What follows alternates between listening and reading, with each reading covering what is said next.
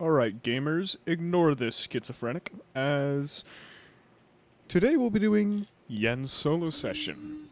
Of course, after being left in a situation at the end of our last session, this will be our technical third of the entire server. Thanks, JDs.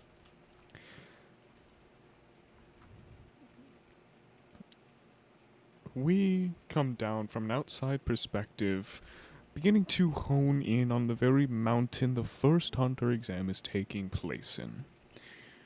We weave through the city with its bright night lights. We even go through a library as we see the bookshelves scattered across left and right sides. The previous contestants, well, either failed or are still left in the library. We go out the back window of the library as we head up these slim roads covered and littered in traffic, whether people walking through the individual walkways and the sidewalks. As a few cars even make their way through, these older models covered in steel because more metal equals more safe, as we all know. A man takes a long drag of his cigarette as the plume of smoke envelops our camera, only for it to dissipate. The bright starlight overhead as it shines down on our massive mountain overshadowing the city. We go down this mountain's ladder as it goes internally into this gemstone bright cavern littered in purple and red and blue and all of these miscellaneous colors, not an actual stone in sight, rather being covered in these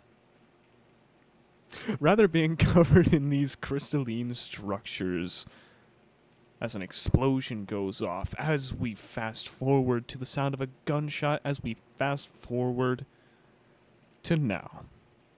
Jens, you find yourself in this peculiar situation, a pile of snakes ahead of you as your friends are nearby. You notice as, well, the darker-skinned one, covered in tattoos, begins to approach the snake pile as more and more it gets closer. Your friends around you looking a bit awkward, confused, frozen. This intertwining snake pile as, when your dark-skinned friends get closer and closer, you notice as erupting from the middle of the pile would be this massive blue crystalline serpent.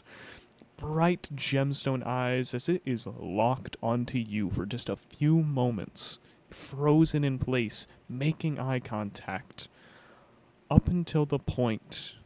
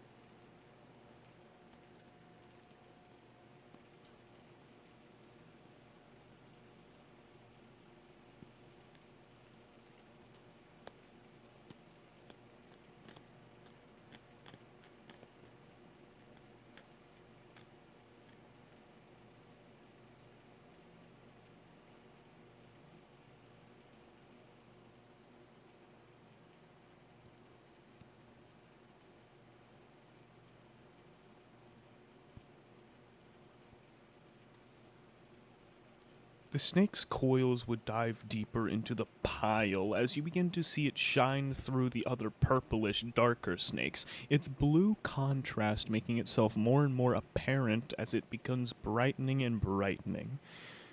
When your friend takes that final step, you would notice as the snake would launch, its eyes darting between you, the man on your right, and the other man on your left carrying one of your friends, as it looks to you, Jens.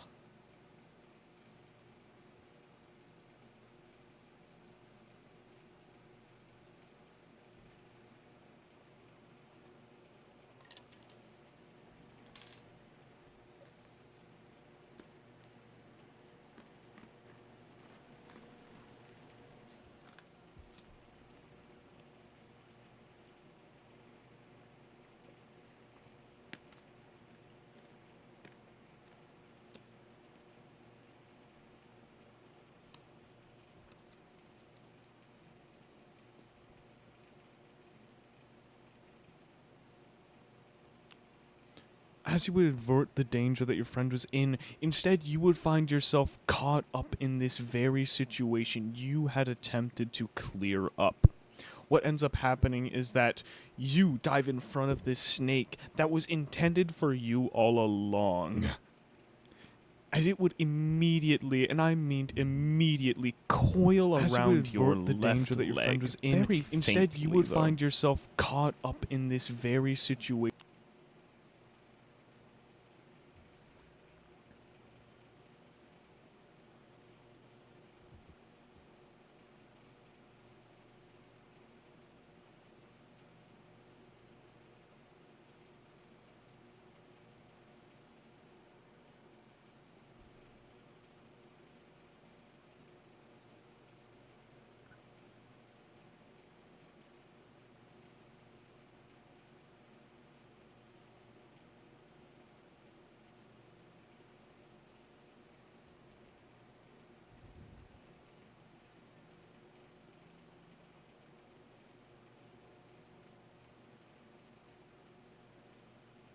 With the yell, trying to rip yourself upward, planting your foot on the snake, you would feel its crystalline structure like scales as it poked against your bare foot. It was sharp almost, but it didn't cut you. It was like walking on gravel with more rocks than normal.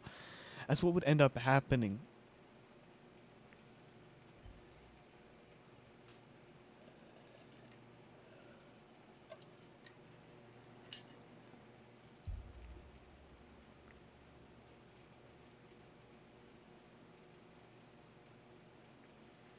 as you would push off of it more and more, what would end up happening is that you feel yourself being pushed and propelled forward.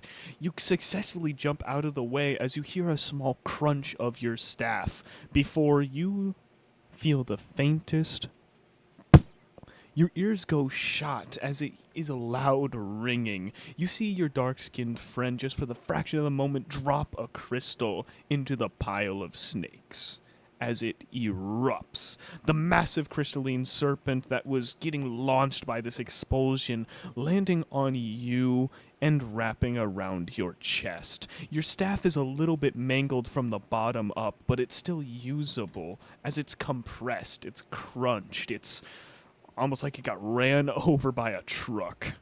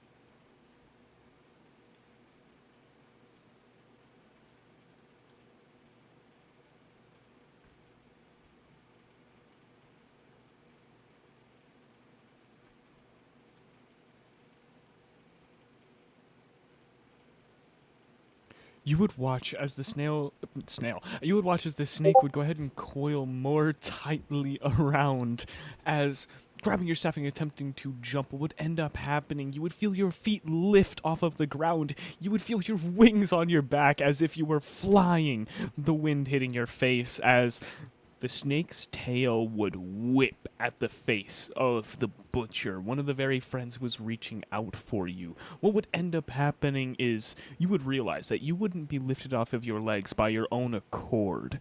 Rather, you are suspended in air, being coiled around by the snake, is main part of its body. It's maybe 40, 50-foot length.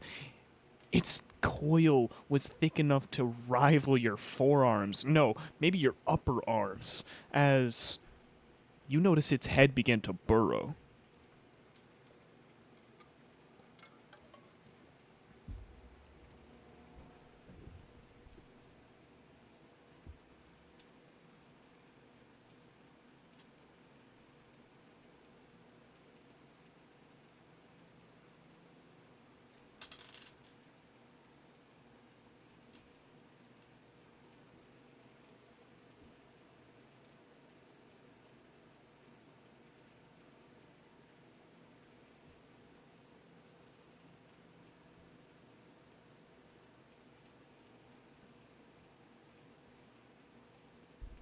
As you try to regain air, you can only feel it hold you tightly. Just that exhaustive breath that tires your body. Its head beginning to burrow more and more as it breaks the crystals around it.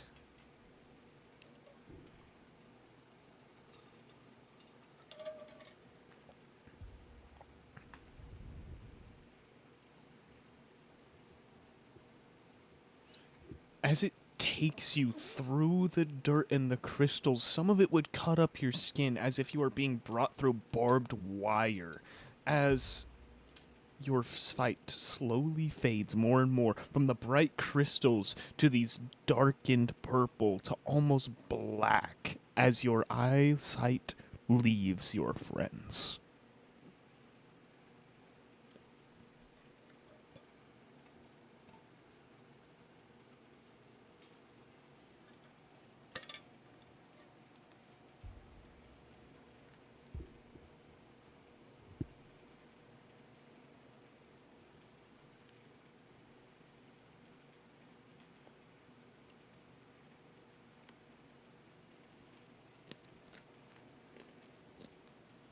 It's maybe It's maybe 2 minutes you're in this circulation of just black void, feeling your body being pressed against by this snake. It doesn't increase its pressure. It's not trying to kill you. It's trying to keep you. Though eventually you find yourself erupting from the gems that act as almost dirt. All you would see is that this dark black would fade into a light sort of maybe azure blue as it would grow lighter and lighter into a baby blue, the same shade as the snake itself.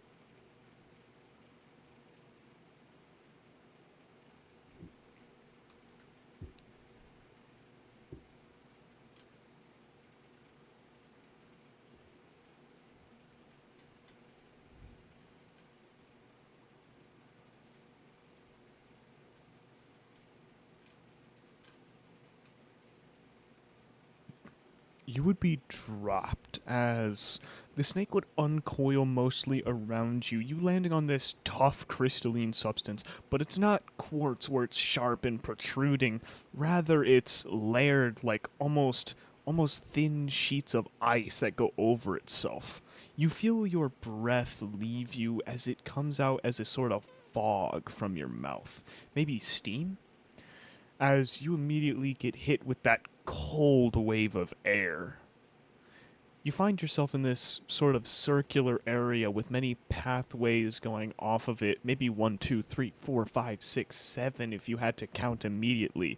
Right in the middle of this circle, next to where you were dropped, seems to be these incubation crystals.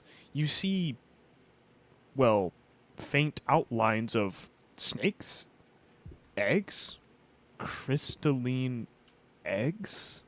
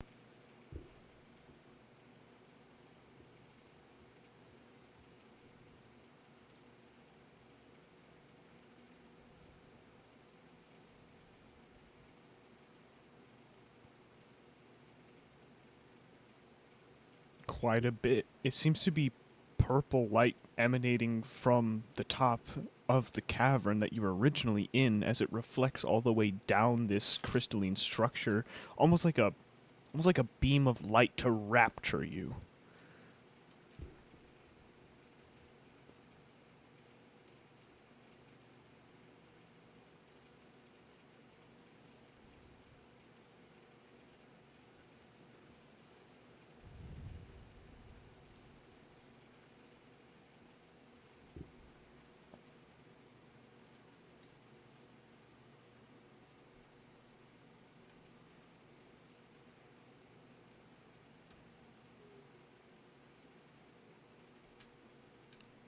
As you would take the time to look around, what you would end up hearing is this sort of mumbled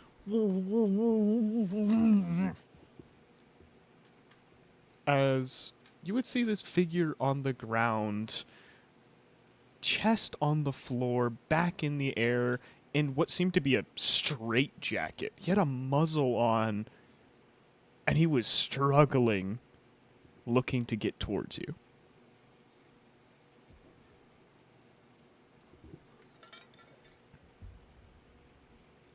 As is seen in visual refs.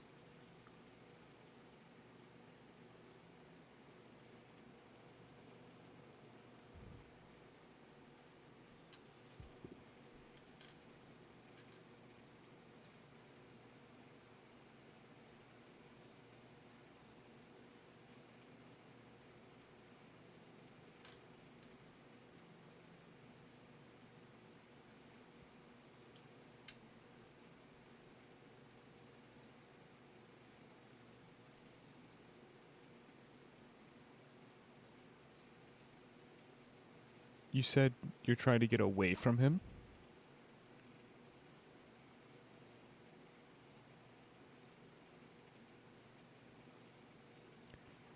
The man would continue to struggle in this straitjacket, the bluish hair contrasting with the light blue, as he is just flailing inside of this thing, just wildly, making out sounds just like almost like he's cursing you out. It's almost sounding like a dog growling.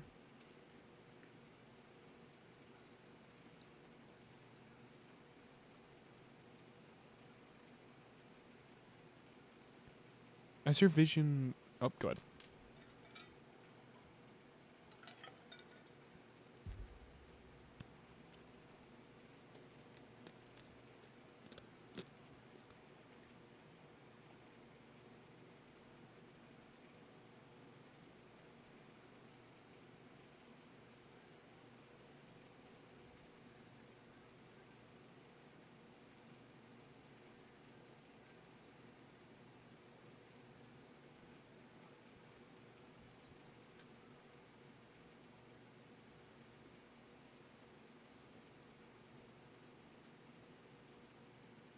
My objection would be to tell you to roll a stamina roll.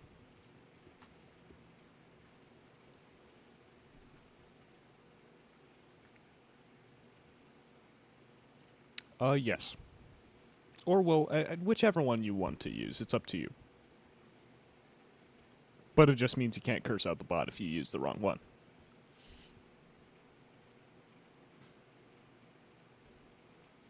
Precisely. You can't be a woman.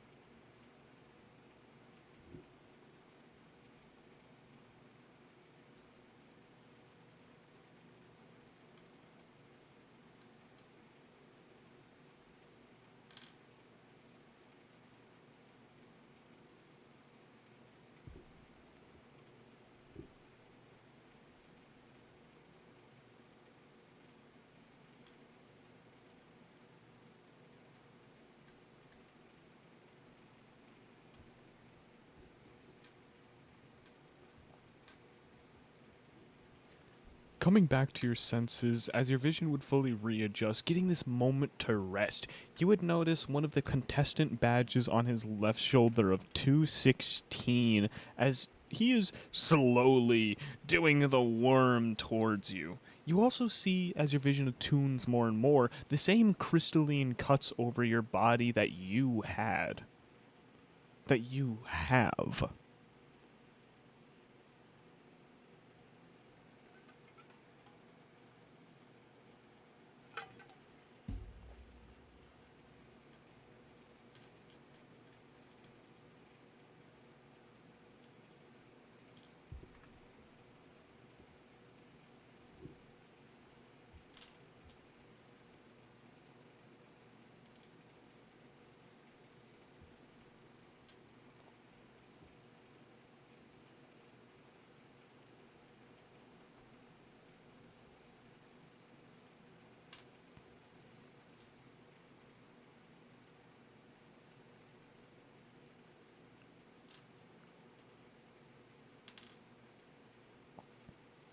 As your yelling would die down, so would the man in front of you's, as he is still making his way downtown, attempting to get towards you. You just hear the muffled, almost hurtful.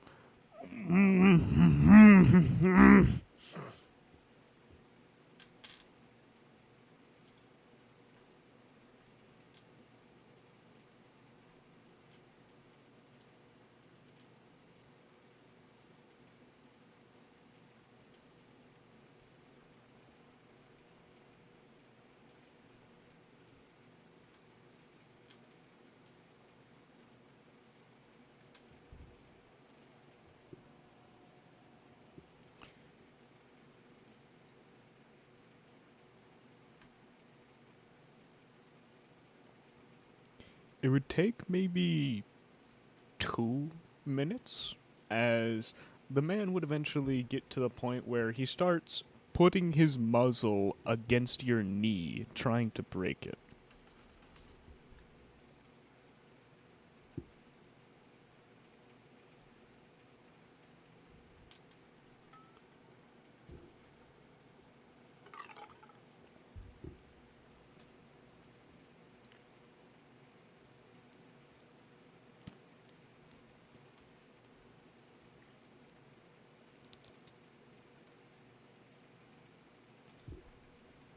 Yes, there would be.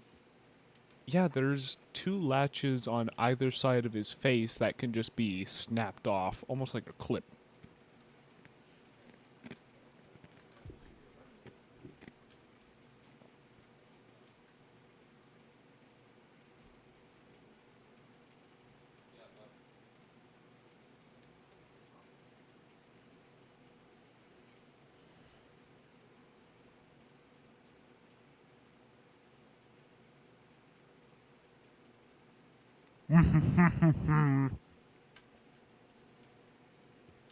As when it would come off, hanging on his right side, you would see just this red outline across the skin where it was tightly attached.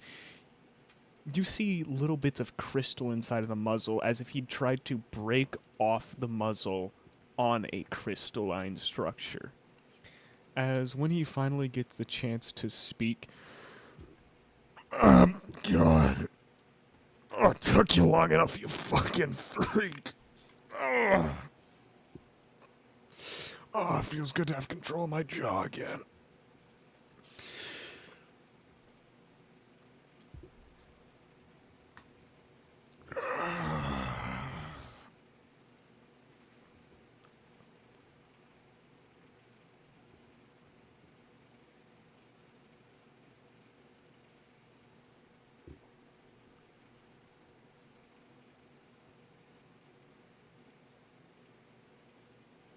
Do you do anything besides scream with that mouth? Fucking talk, dude.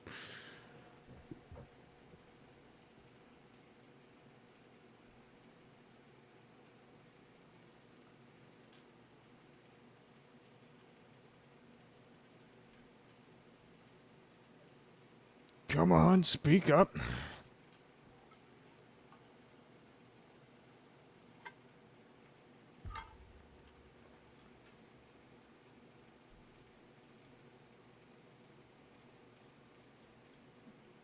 Deeper in the damn are you lost, boy? Deeper in the mountain. Oh, yep, go ahead.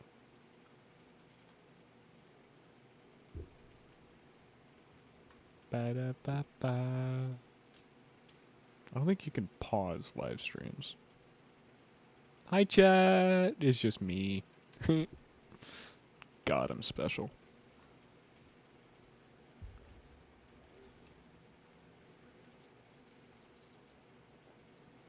I am so unfathomably special, chat.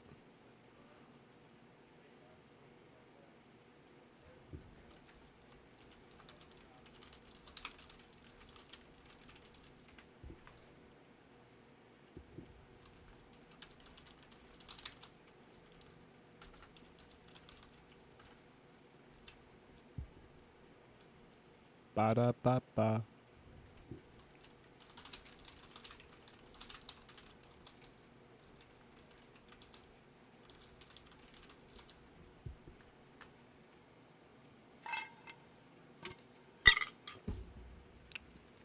Man, this is going great, chat. Don't you agree?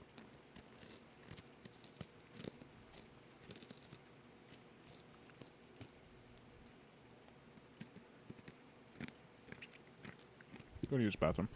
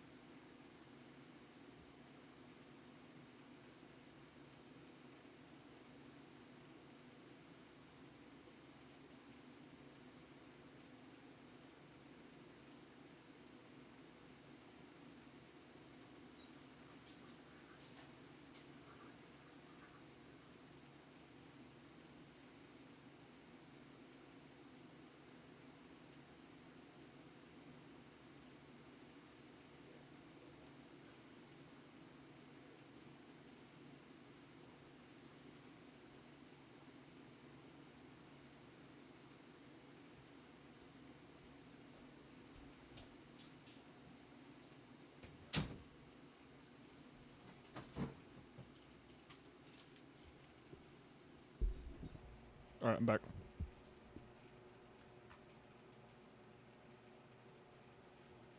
What? What? Okay. Alright. What was the last thing you remember hearing?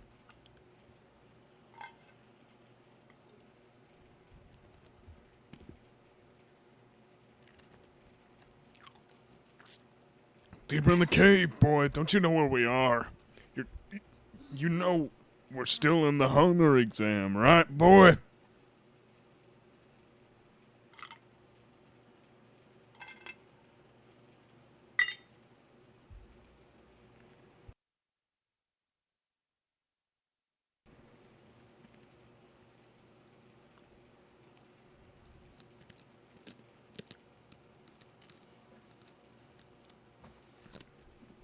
Yeah.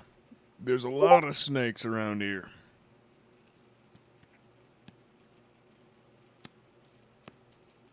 You right in the head.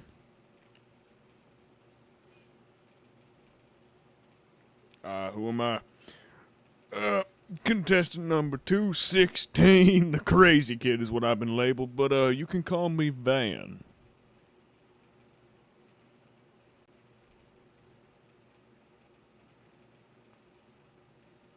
Nice to meet you, Jens.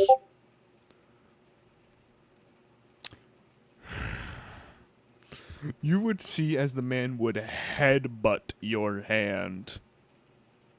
The fuck you doing that for? Don't you see I'm still in these goddamn binds? As his arms would wiggle behind him, sort of itching at the crystalline structure. Damn right.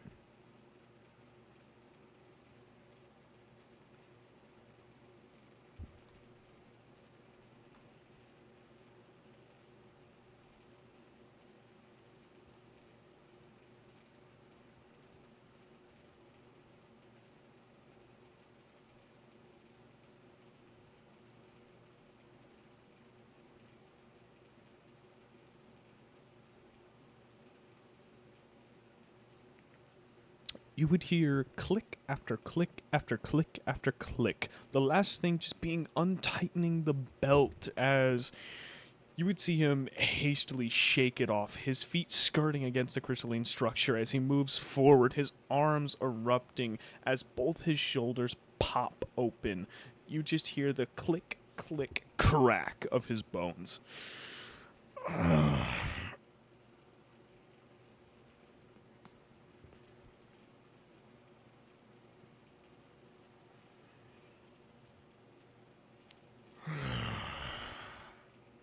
You'd see him reach out with his arms, doing just multiple motions of fully opening his hands and then crushing them into a fist. Opening, crushing. All while twisting his forearms, maybe giving a few of those elbow stretches where you just put them in and out in a circular motion. That's a good lad, Jens. That's a good lad.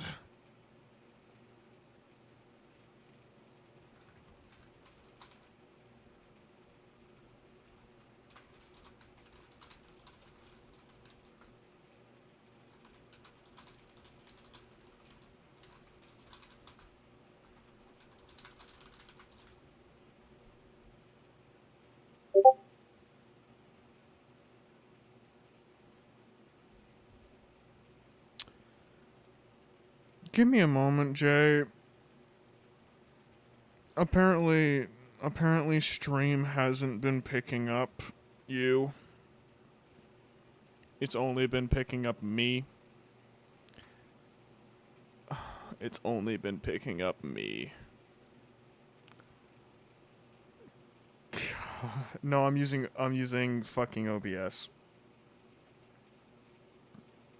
Oh my god. Oh my god.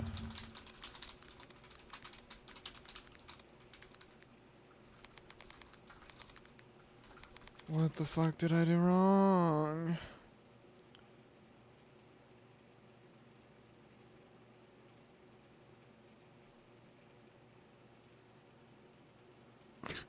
Ah, yes, I'm just fucking schizophrenic.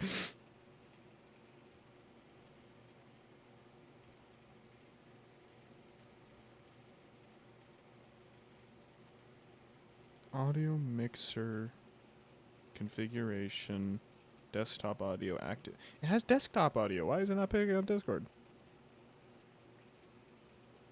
Do I need to like specifically tell it to pick up Discord?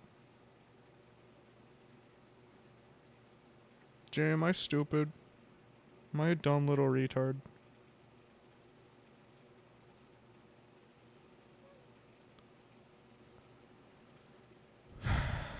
Settings, stream, audio.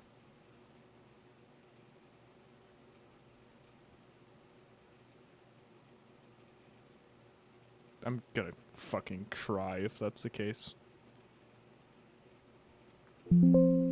Don't fucking jinx me like that. Cause it picks up my mic perfectly.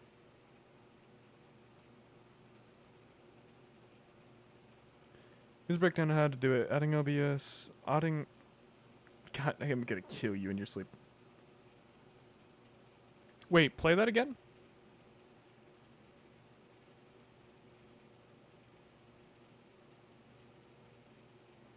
Okay, no, it doesn't pick up your soundboard.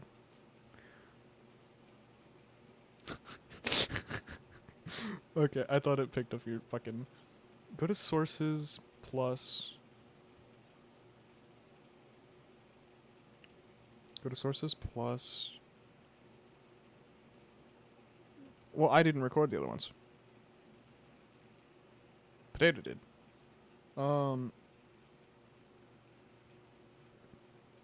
Application audio capture.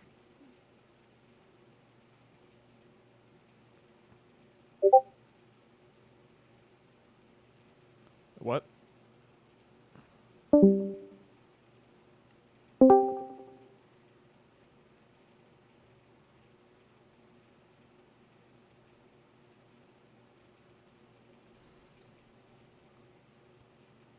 Properties.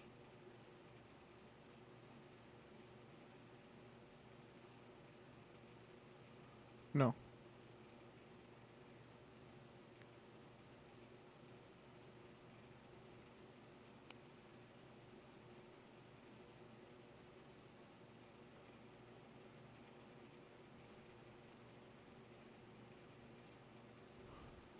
What the fuck? Okay, desktop audio, go to sources plus audio output capture. Well, that one's just valid, so don't worry about that.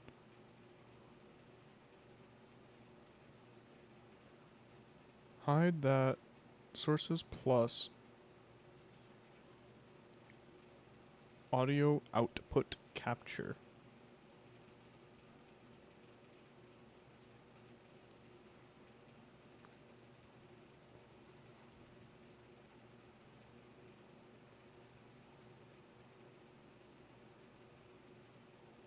Wait, talk again for me.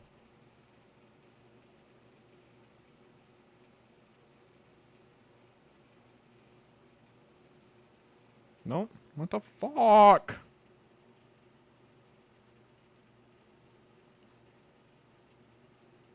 Create new. Aux, okay. Why this makes me...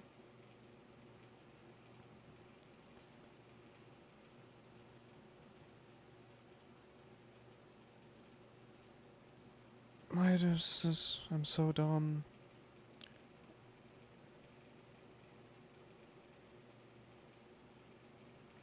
No. Remove that. Remove... Yeah, go ahead. Go ahead.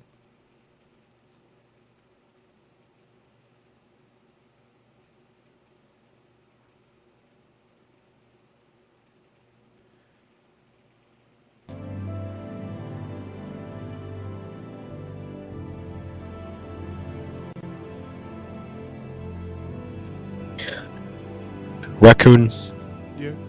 do you and your tender soul believe in fate?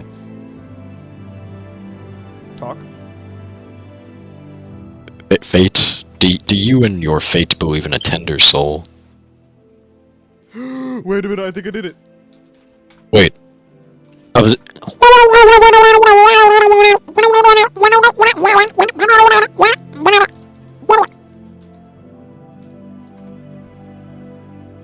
Did it work? Is this a J sighting in the wild? Okay. Yes! Yes, it's working! Yeah, let's go! Yes, Tony Stark built this in a cave with sticks. I'm gonna manually turn down your volume on the stream because you're fucking loud. I can get louder. Don't. Let's go, baby. Oh, trust me. I'm so fucking proud of myself. I'm so proud of myself. I'm so intelligent. Oh. This Okay. is actually a severe raccoon W. Can we get some Oh, they're calling me slurs Can we get in the YouTube chat. What? Wait, this is a stream? Yeah. Oh shit, people are live watching this? Yeah. Hi guys. My name is the J92.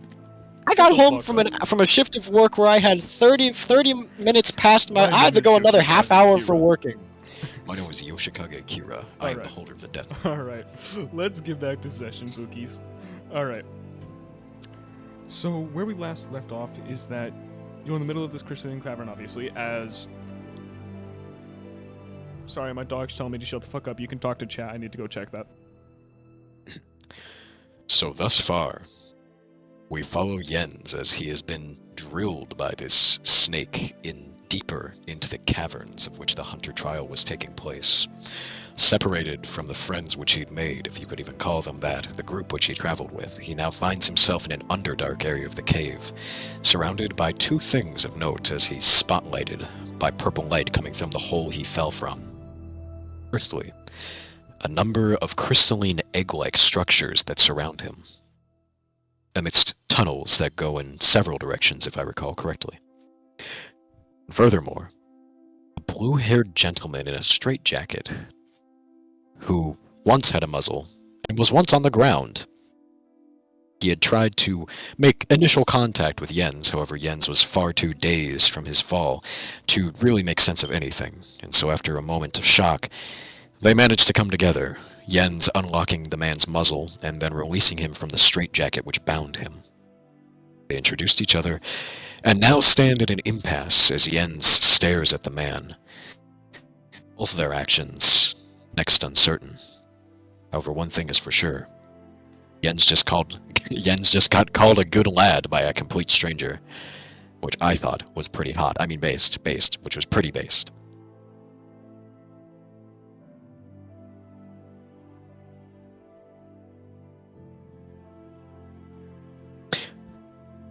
Okay.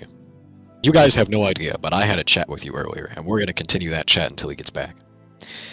Let's continue talking about Wendy's burgers. Fuck! Were you successfully mods kicked that guy out? All right. Were you successfully schizophrenic? I was I actually recapped for the chat. Oh, that's wonderful. Actually, Yes. thanks for that. Yes, absolutely. So, Am I getting paid? yes. Getting paid an experience.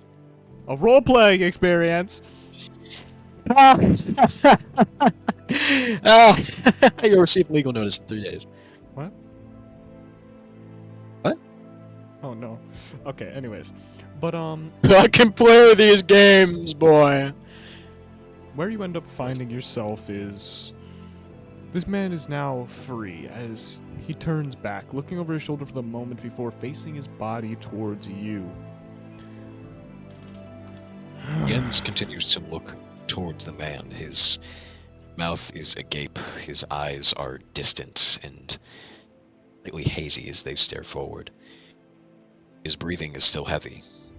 He's staring at the man slightly like a Neanderthal that just saw fire for the first time.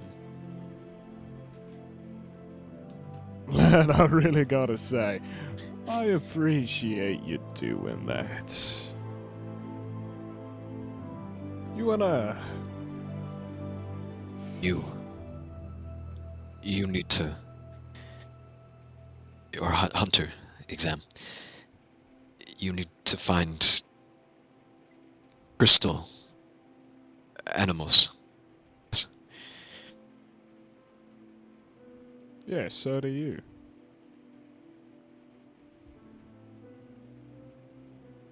We, stronger in numbers, we work together. He says as shakily his arm extends again. His fingers are outward, as if he was going for a handshake, but in this case, they are stretched outward, as if he was stretching his fingers. It is slightly uncanny. Good line of thought, 319, Jens. As the man would reach forward, firmly grabbing your hands, whether or not your fingers were stretched, as he would shake Yen's slowly entire up and down. body jolts as he grabs the man's hand. Nice firm handshake. You got a bit of muscle on you, lad. I wouldn't mind toning that for you. Look a little cute, though. Little Nice boyish. to meet you. Jens maybe doesn't even hear the man's words at all as his eyes shift sharply through the corridors around him. Tunnels that... I believe there were several tunnels, yes? There was only like There's 4 or about 5. 8 in this entire corridor, Okay. as I sent you. That I was one area off. in your- There's about 8 in this nearby area, as it's the one I sent you in DMs. Oh! He sent me a map in my DMs! What is this? Oh, holy shit. You guys should see this. This is pretty. Yes, the crystalline structure envelops itself in this sort of bluish aura as you find it all over the ground.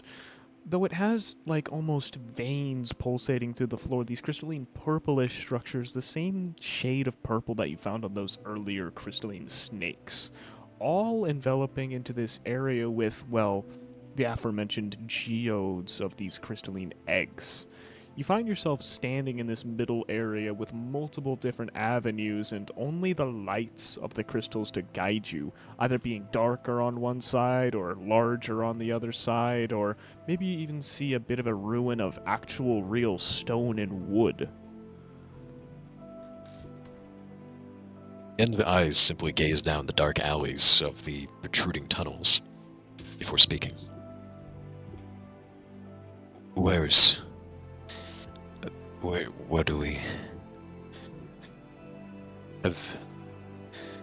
Have you seen any? You gotta speak His head turns up. back to the man. I mean, look, you gotta speak with some gusto, some confidence, lad. I mean, it's pathetic seeing you like this. But, no, I haven't seen none of these animals except for the goddamn crystal snake that brought us down here.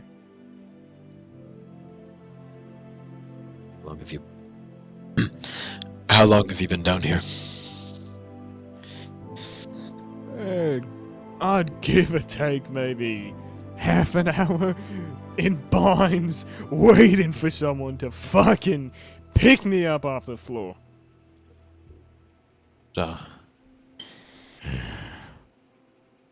Torture, I tell you. Jens looks over toward one of the walls as I'd like to get a more focused inspection from a distance at one of these eggs. The crystal eggs. Inside of it, you see that undulating, sort of forming embryo mentioned earlier, as it's clearly snake-like in form, but you watch as it pulls crystals from the actual egg, and, well, maybe if you even paid close enough attention, you saw a faint blue run through one of the purplish veins as it would go into the egg. It was like crystal work. It was, or well, clockwork, you could call it. It began to form this rough shape of a snake, layering them like, well, crystals, layering them like scales. It was impressive. It was a marvel of nature that, well, magical beasts were known for. Yen's eyes scroll up and down the egg. Jens might have not been smart when it came to books or riddles, but one thing to know about Jens is that animals, and farmland specifically, are more up his alley.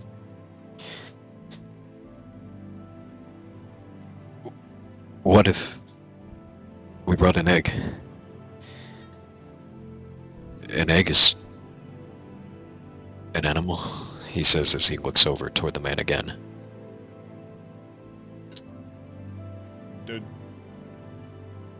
Are eggs alive? He says, confusingly, having no fucking clue what the hell to say about animals.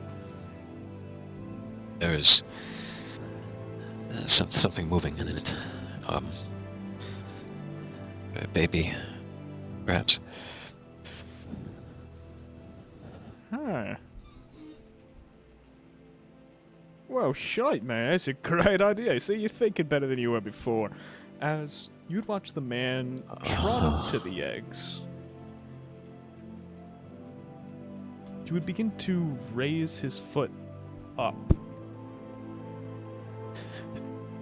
First, we gotta wait, out of their sockets, wait. don't we?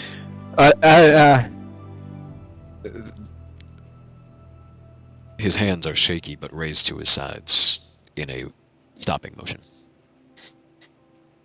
That if you break the egg, it will kill the animal. Probably, I think that won't mean anything if we bring them a broken egg, if that's what these even are. Well, then how do you expect to get it out of the crystal? You're breaking the wall? Ah, that makes more sense. Yeah, let me help, he says as he reaches for his staff, as he always does, but grabs air.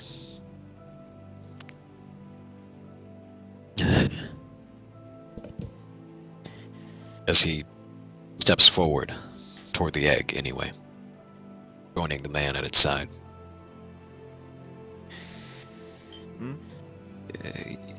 You don't have any tools? Nah, they throw me in here stripped of all my shit. What if... Jens goes to simply grab onto the egg and try to tug it, but relents as soon as he feels the slight prick as he presses his hands against its sides.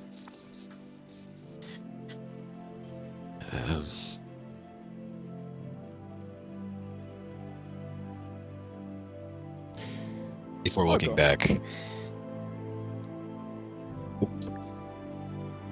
Oh! Oh. What? I got an idea. You would watch as the man would reach downward, taking his fingers and placing them against the ground atop one of the purplish veins, as you would see him quite literally 1 inch punch it, breaking maybe about half of an inch downward, as his knuckles are not bleeding but covered in red as he pulls out one of these purplish veins. A look of surprise jumps across Yen's face as he looks to the man. How did you do that? I'm sure you could do it too. I mean, you look strong enough. No, I don't believe so. Nah, come on. You're going to rip up... Jens steps forward and goes to a knee beside the man. He raises his fist toward the vein and looks at his fist and then looks at the man as he's not entirely certain what to do. No, you dumbass. You're doing it all wrong. As the man would step behind you, putting his hand across yours as... you saw him... you never been in a fight before, have you? No, not very often. Well, here, let me show you something. You would begin to position your hand a little bit differently, rolling out your fingers into the same inch punch form that he did. Jay, can you roll me instincts? I'm going to roll you instincts. Remember to which, use the no, I dice don't rolls want to channel. use the bot. Yes. Wait, that's spots. I should use the dice rolls channel. Guys, I'm a masterclass in stupidity. I actually have a degree +1 in idiocy. instincts. What the? Nope. Roll 1d100 +1. It's a 19. Okay. So, with the advantage of him helping you, can you also roll me a growth check? Or wait, no, sorry, wrong stat.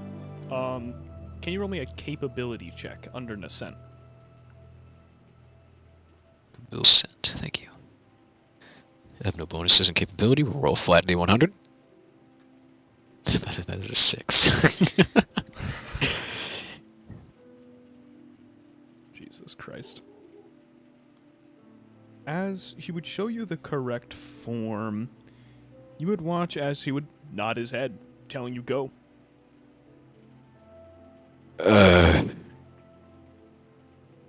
Jens looks toward the ground and sends his fist forward into it. Roll me musculature, baby.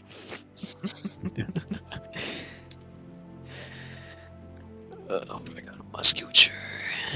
Don't think I have anything. Come on, where we at? Nope. Flat 1d100. That is a 66. We are back.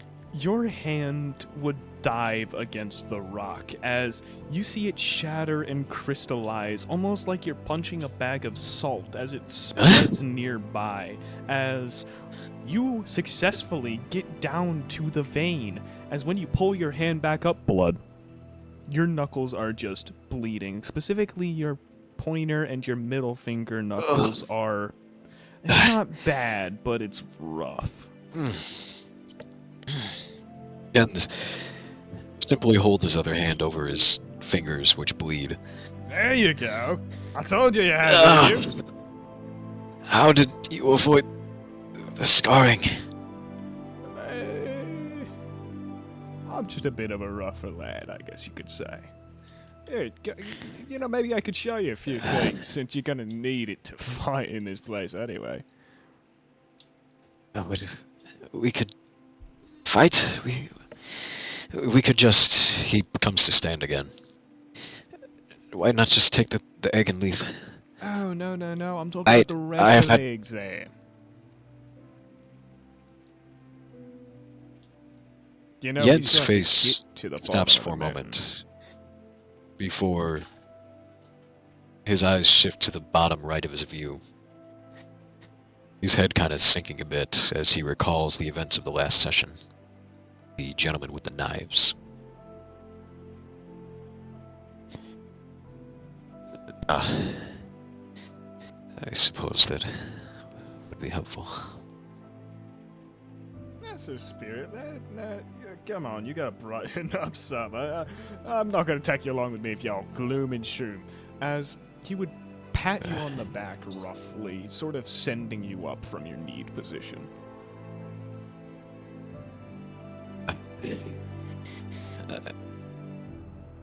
My apologies. I am just... He looks up toward the spotlight in the ceiling again. Still processing things.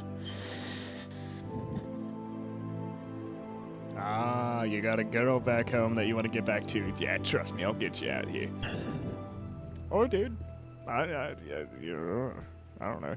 Yen's eyes shift downward, once to the center of his vision, then down to the left again, before looking back toward the man. You said they called you Mad Kid.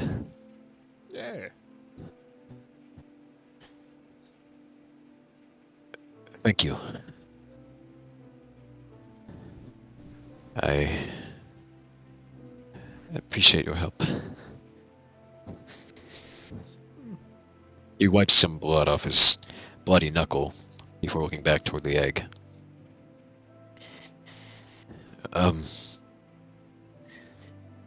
I suppose we should take the egg now, find a way to get it out, before we have to head back down the mountain. Would be easiest. Sort of just fist gripping the vein that he unleashed, he would begin to move it left and right as it would begin to shake an egg. As moving it left and right more and more, it would pop out of its socket eventually. There we go. Jens would watch it pop out as it would set against the floor. He'd look at it for only a moment before looking toward the left, back toward the center of the room, looking at the straitjacket. One moment, he says as he would jog over. He'd get down on a knee, grab up the straitjacket, and then jog back. To which he would then wrap the egg up in the straitjacket, before tying it all up with the arms of the straitjacket. How big is this egg per se? Is it egg size or like the size of like our legs?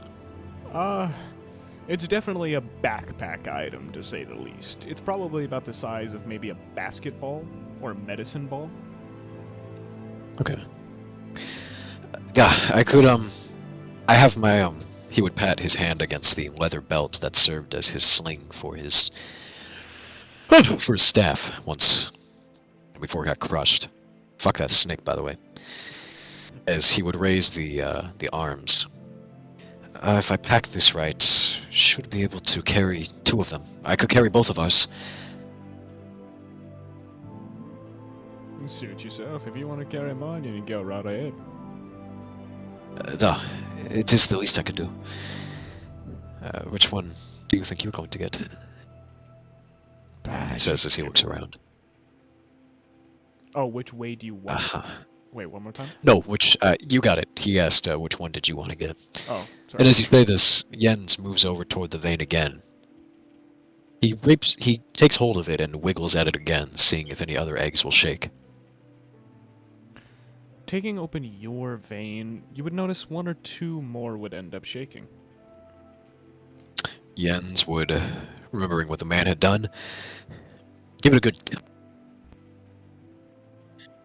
Give it a real sailor stir-up. Whatever the fuck that means. As you would, these two eggs would similarly pop out as you would see a bit of frost come off of them.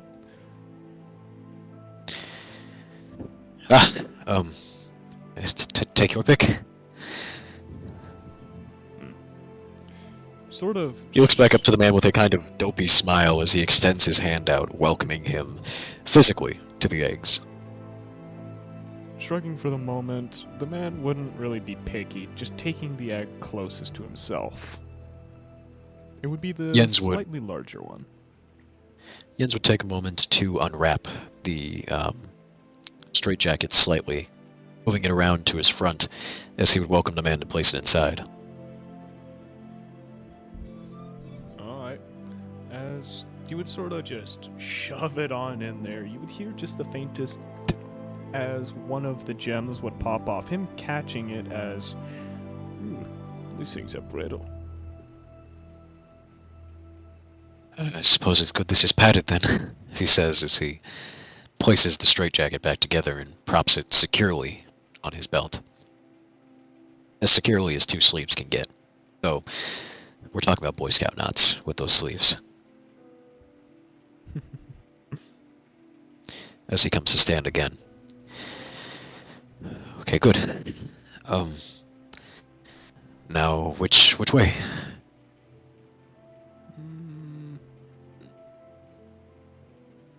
Well, if I had to figure, the ruins of the old place, you see that wooden stone, looks like a collapsed mine shaft. I don't know if that's a good way to go out. A mine shaft ought to have a straight corridor. At least the way to a proper exit. That's a good point. I suppose that's the best way. Jens kind of gives a shrugging look without actually shrugging. Just holding his hands up in the air to his sides.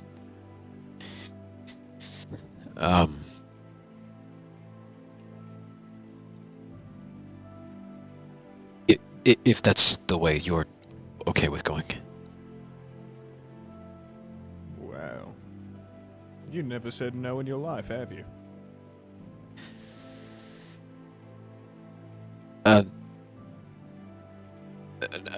No.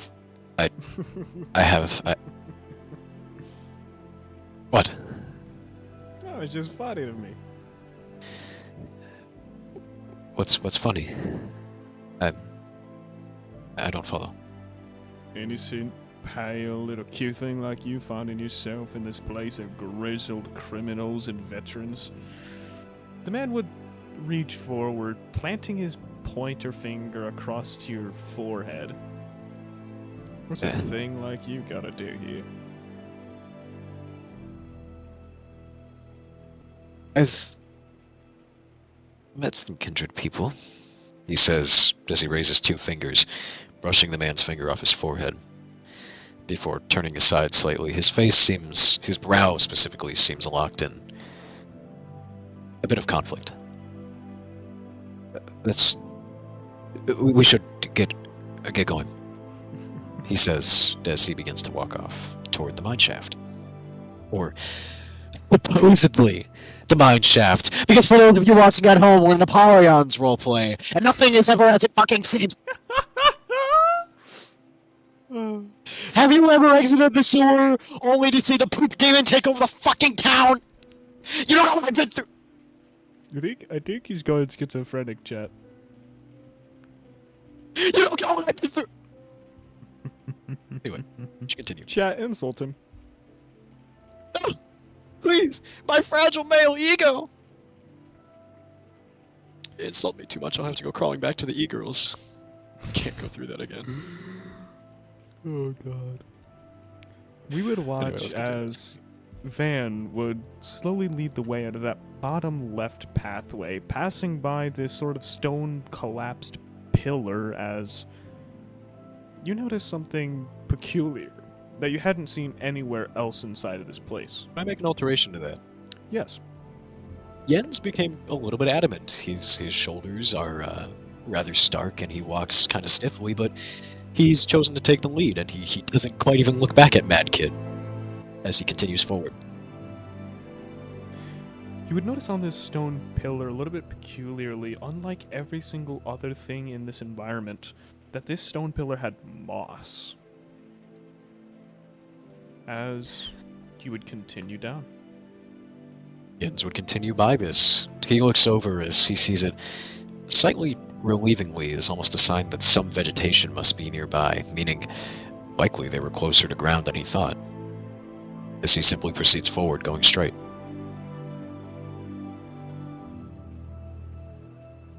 As you proceed forward, going straight, your vision would get a little bit clouded as it brightens the nearby area. This being, well, the nearby area being, what the fuck? That's what I'm thinking.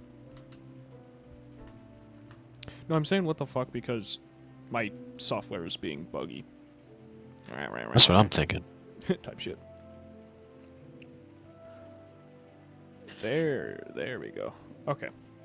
What you would end up seeing is a little bit down the line, it would fade from blue to more of the same blackish quartz that you found earlier, though it had hints of orange. Almost like torches, they would slot into the wall comfortably as it would be underneath this sort of clear, gemmy substance. These rocks were a lot more coarse. They stuck together like, well, rocks. As eventually your foot hits a piece of metal leading down to a rail track. Yen's eyes immediately fixed on the torches in the rail track as, still with that adamant look on his face, and his stance stiff, he simply says back to Van, "See, there's a mine shaft. Good choice. This was the right way." That was just a guess. I guess my intuition's better than I thought it was. No, but we both made the decision. Yeah. Uh-huh. Jens, on that note, gives a stiff nod and then continues forward. Continuing forward, the path would narrow before opening out wider again. You would see in the distance, just squinting your eyes a moment, you would see a metal cart chain, as the railway would lead off into multiple different directions. You would open up into this area where it seems like people begun mining but stopped mining. The carts were arranged peculiarly with different sort of tracks going in different sorts of directions, but one clearly going farther, as this area was quiet. It was illuminated by those previous yellow gems as stated, but these almost look like quarry carts. These carts have a mechanism? Some sort of maybe hand crank to get them moving? They did not. But maybe if you looked in, not on the outside at least. Okay. Well, these carts are big enough to, are they enterable from the sides or from the top? From like the how top. large are we talking? Like are these cabins or, okay. Okay, even better. Now we have mine carts, we just need to find the mechanism to get them moving. Jens says as he stamps ahead. Seemingly, Van can tell, easily. As he moves forward, he's making quick decisions. He's going from thing to thing. He's trying to be the leader. Emphasis on trying right now. As he shoves his head over into one of the mine carts. Shoving your head into one of the mine carts, what you would end up seeing is a faint purplish light as... Oh, wait, no, that's the wrong... Oh, sorry. I was looking at the wrong paragraph. You would see this... It goes kaboom! I see the gem take out a G19. He's got his fucking jersey on, bro. I stepped into the wrong neighborhood. No, that's actually what happens. You fucking die. You get shot 7 times. No! Jens dies! I use my innate ability to transfer my consciousness into Van. I am now Van. As you would go ahead and peer into the minecart, your face would be leapt on as you feel this sort of polished gem grab on. It's bright, it's white, it has... Jens, if I care, grabs at its tendrils, whatever it is, starts trying to rip it off his face. Grabbing it and ripping it off, you toss it onto the ground as you just see the back of this thing being multiple many gems fixated into one, as when it gets tossed on the ground, it leaps into or nearby one of the orange gems that are illuminating your area. There seems to be just a little frog. Yeah.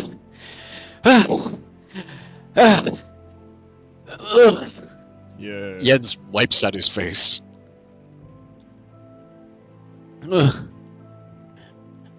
You don't like animals, do you? What? No, it was on my face. You don't like things on your face? Not particularly. Oh, Thorin. He said with a bit of a smile as he would walk up and a little bit past you, moving slowly. Jens gives a slight, airy scoff to the side, shaking his head in frustration, before looking back more carefully this time into the minecart. Looking into the minecart, you saw 2 seats in this one. The one being at the all the way back, as it even has drills inside of it, hammers, a small pickaxe. Though these didn't really seem to be human-sized, almost like child-sized, as... well, there doesn't seem to be a mechanism to make it move, per se, as this is the far back cart. Oh, I was assuming I was checking the middle one. We'll go and check the middle one now. Oh, sorry. No, don't worry, I didn't specify. The middle one seemed to be full of different engines and only one seat. This sort of red circle that almost looked like a grill grate, as you can see a little bit of steam puff out the side when you step inside the cart. Jens does not step inside, he just looks over into it. Sorry, do you like grab on the side of it? Do you move? Yeah, he's just lifting himself over. Then yeah, lifting yourself over when the cart moves, a little bit of steam would come out of it.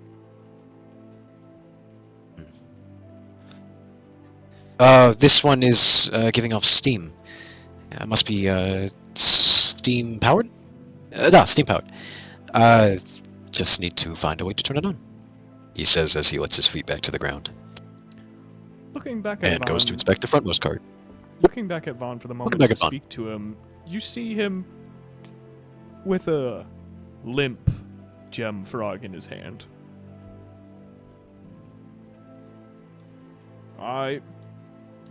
What's that do for us? We ain't exactly got steam. No, I think it makes the steam. I've seen it before, he says, as he steps forward toward the frontmost cart. Just need to find what...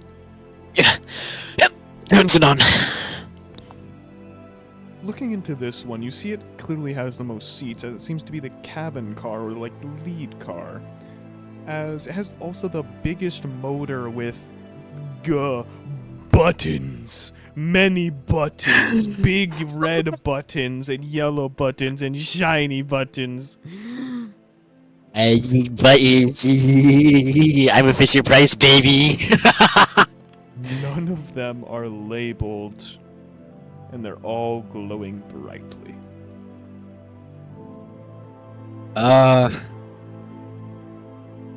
I found... Oh, my mic disconnected. I found the activation. Right here. Let's just hop on, and he would scramble his leg over the side and go to hop in. scrambling to hop in and looking back at Van, you would see him in the middle right cart, off to the side, as he's fishing around in it, pulling out a pickaxe as he drops it on the ground, pulling out a hammer as he drops it on the ground, before he picks up this large sort of sledgehammer, wielding it and twisting it in his hands. You might want to pick up something from one of these carts too, lad. Just before we leave. I was, getting to that. Yeah. Jens would look over the console, seeing no labels to the buttons. Are any of them green? There is only one green button.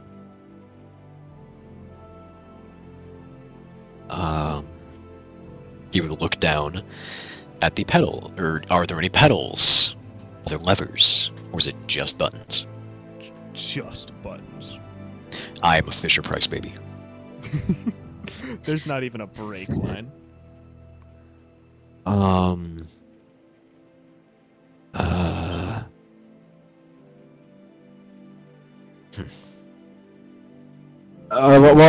all is over there? That you found? And says as he'd look back to Van with the supplies. Dropping a sledgehammer down, you would see him with this bag in his mouth that seemed to be full of these dark-skinned meats, maybe a jerky or something similar, as he pulls out a hatchet and presents it to you. He pulls out one of those handheld mallets, one of those handheld pickaxes. Up until probably the one that caught your eye, it would just be this rod of steel, looking to be a support beam almost. That will do. He throws his body over the side of the cart as he approaches, going to take the rod. As it were, hello, stream. As he offers it out to you, it's a bit rough in your hands. It wasn't exactly meant to be held like this, but it's big. And it's surprisingly lightweight. It doesn't feel unstable. I can make this work. Thank you. Very good find, he says as he bunches back up into that more admin persona before placing it into a specific slot on the back of his sling. It fits rather neatly where his personal pole once stood. Wonderfully done, lad.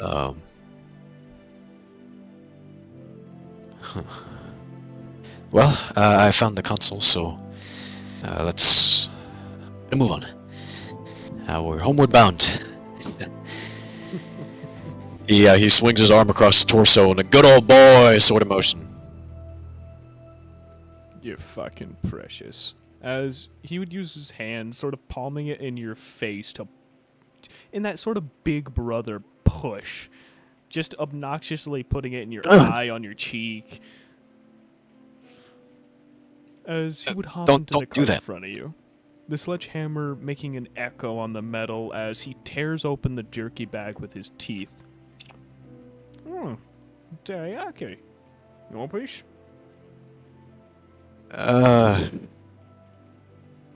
Jens would look down to his stomach and then back. No, I'm fine. I'm fine. He says as he would go to the front car and jump in again. He would begin examining the controls, no different from last time, as he speaks. So, what brings you to the, hunter contest? He says as he is clearly examining the buttons for any sort of purpose, seemingly stalling while he does. You ignored me earlier, so I'm gonna ignore you now. There were more important things to worry about than small talk, but we have time now. In that case, what brings you to that exam, you fragile little thing?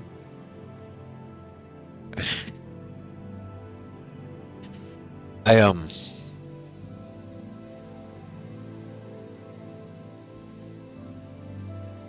I am in these hunter licenses. They are worth much. I hope to make a good sum of cash off of one. My family, their farm has seen better days. He says as he inspects a big red button.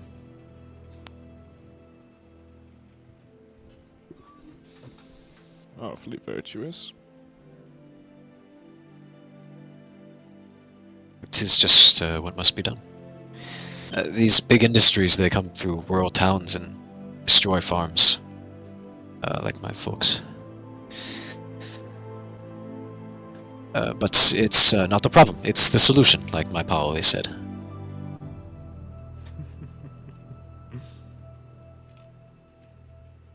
Yeah. And you? Me? Can you keep a secret?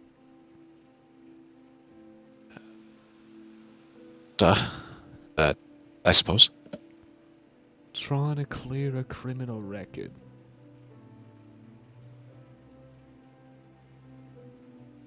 Ah.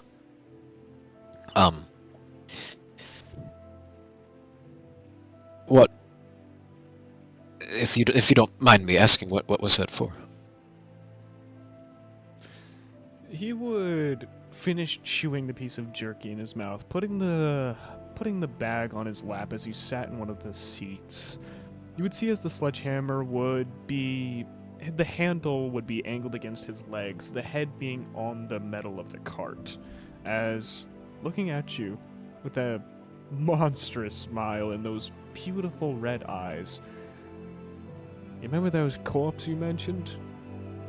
Yeah, kinda went on a loose mission. As putting the finger up to the left side of his temple, he would swirl it in the crazy motion. I kinda unleashed on some of them corpum fucks. And, took about 6 of them down with me.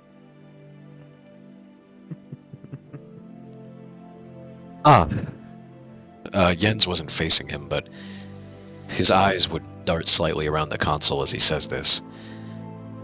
His head tilting slightly downward as he goes, "Da."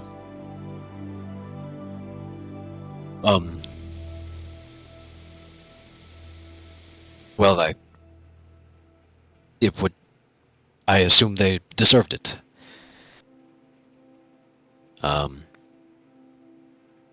I think I seem to have found the button. He says as he quickly switches the topic before pressing his finger down onto the initial green button which we had discussed, just in impulse. As you would hit the green button, the entire cart would shake back and forth for a moment, taking you off your feet as... He grabs onto the side of the cart.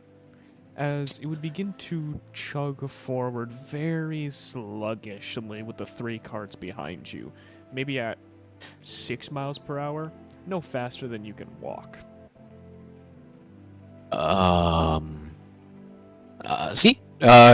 Running, now just to raise the speed.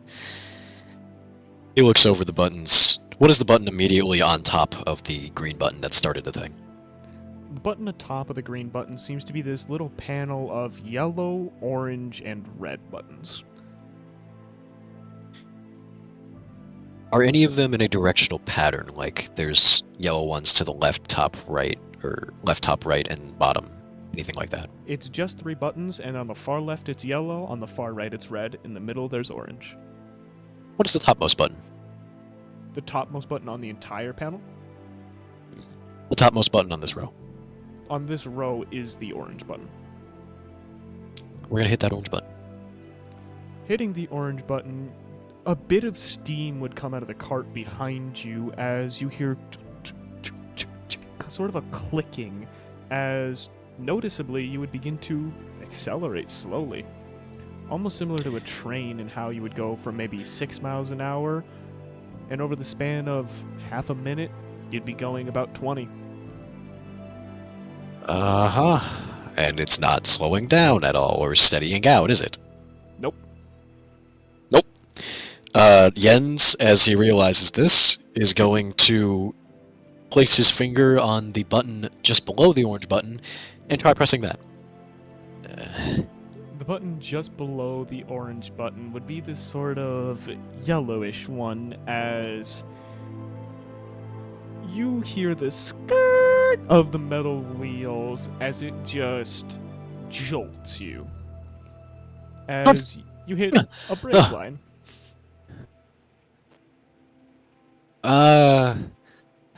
That doesn't normally do that on... My mic disconnects. He says that my mic disconnects, sorry. That doesn't do that on other ones, he says as he presses the accelerate button again. Jolting you forward instead of backward, it would begin to accelerate again as it speeds up. Does it start from 12, or is it gunning it from 20 again? It starts at about 12 and ramps up. Alright, what are the other buttons around the accelerate button? I recall orange is the topmost one. What about to the left and right? To the left, it seems to be these various yellow buttons, and to the right seems to be various red buttons, as the only thing distincting between them is the size. Maybe one big yellow button and one big red button, a few smaller buttons. Jens is going to lightly tap the bottommost small yellow button. As you Maybe would two lightly taps. tap it, it would speed you up by 2 miles per hour as it locked you in this 14 miles per hour position.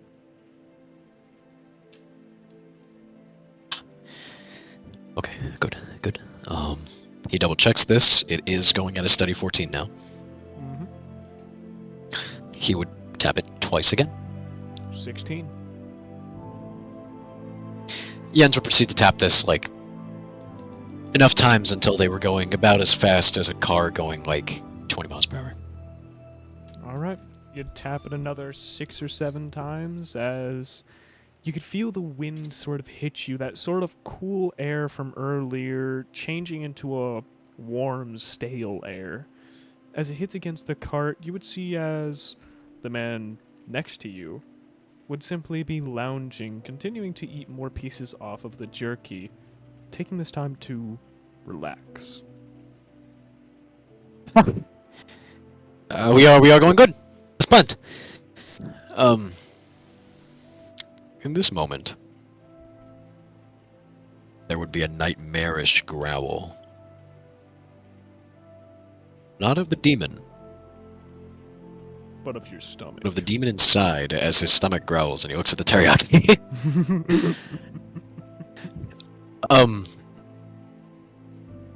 Do you still, is the teriyaki still on the table? Say, please.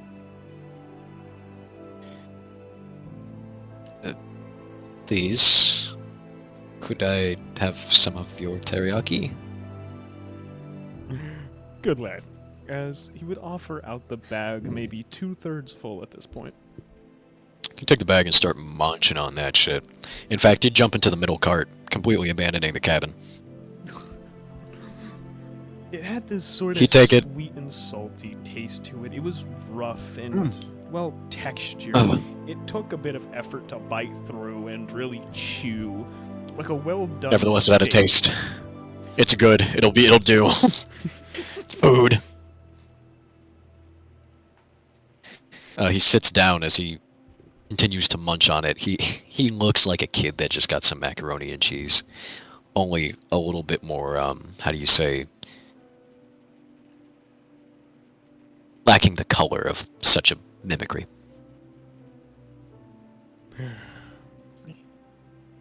You know, lad, I might like you. I hope to see you later in the exams.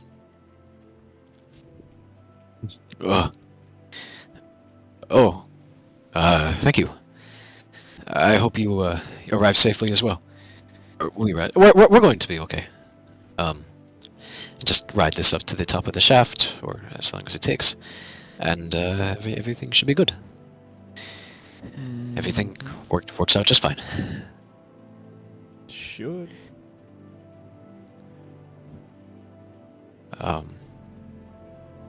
You're not confident?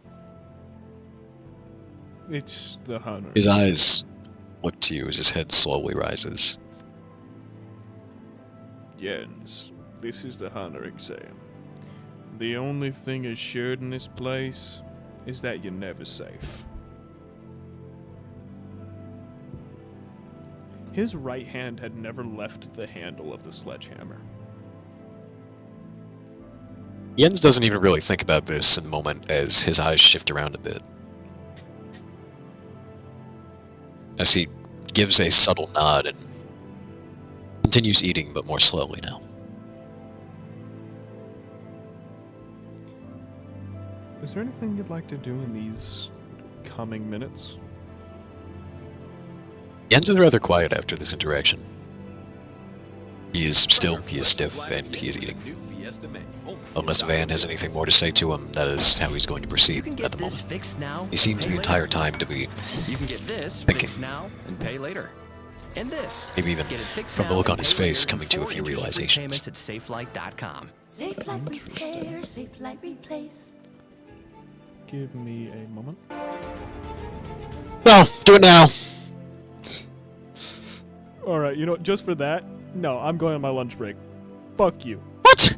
I'm going on my lunch break. Actually, I rolled a dodge your lunch break. Let me get this bot out.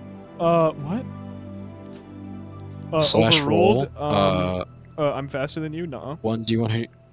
So it's to roll the dice, bro. It's to roll the dice. Roll the dice. That's an 80. That's an 80. I successfully dodge. You're staying.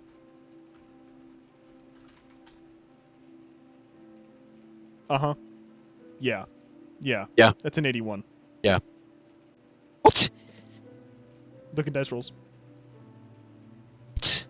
No, there's no fucking way. You used the wrong bot.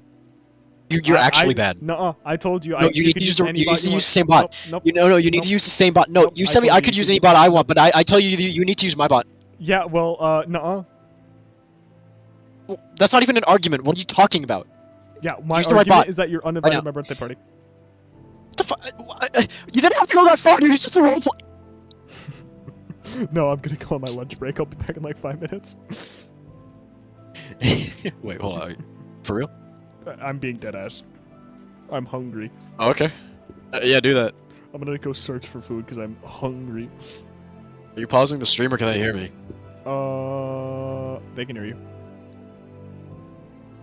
The whole... There's no one watching. Oh yeah, okay. Okay, yeah, if you're actually gonna go your lunch, go do that. Yeah, okay. What the fuck?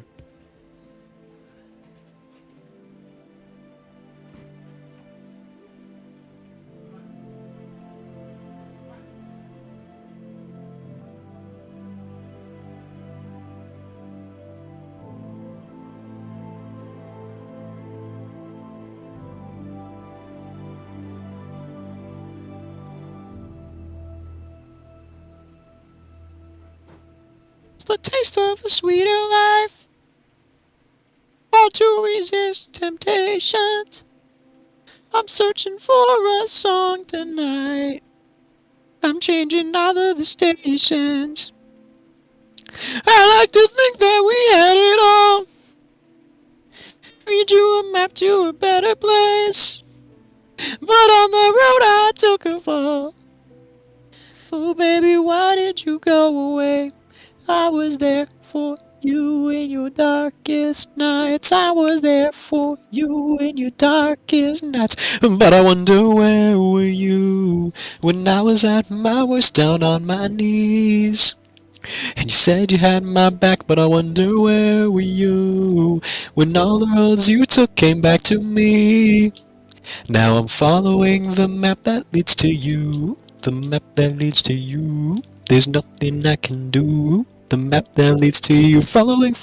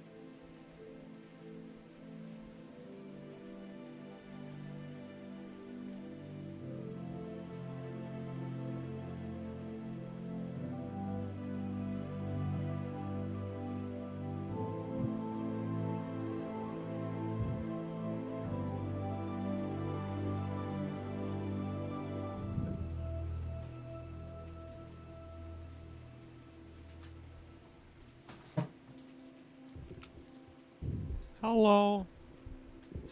Hello. I am not permanently back, but I am, however, temporarily back. Certainly. Shall we remain paused until you are permanently back?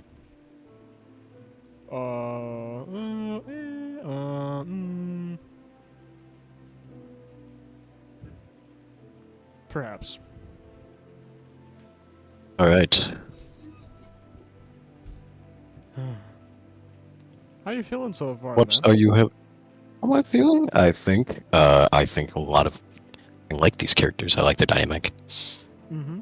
I also do. Yes. Oh god, Clover's I in my think chat saying great balls. things are about to happen. Balls? Clover's in my Yeah. chat said balls. There's only dudes in here. Oh, yeah. That's a fact. Yeah, you are correct. Both of the characters in the session so far have balls. Facts. Double fact. Triple facts even. Quadruple facts? I mean, can we get a fax for each nut? Am I allowed to say that? Are you on Twitch? No, I'm on YouTube. Okay. I was gonna say I need to know what guidelines I'm playing by so I don't get you banned.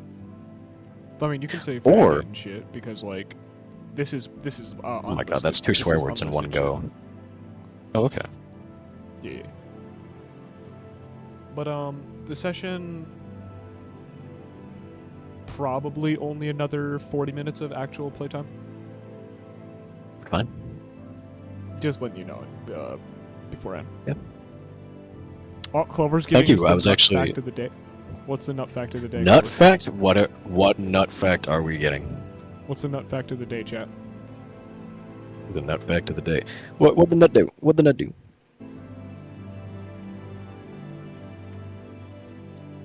I want a nut fact. Can't take it back now. We need a nut fact. Come on.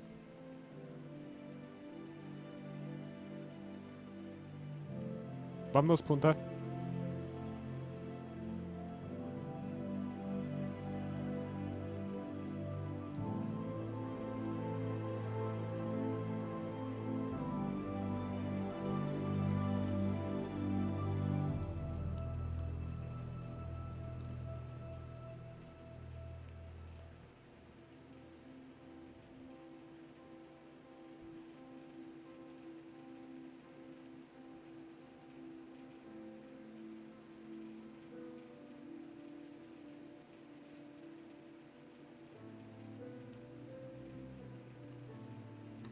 Clover, what's a nut fact? I will Give tell me your the nut boyfriend- fact. I'll tell your boyfriend he's cheating on you with another man. What?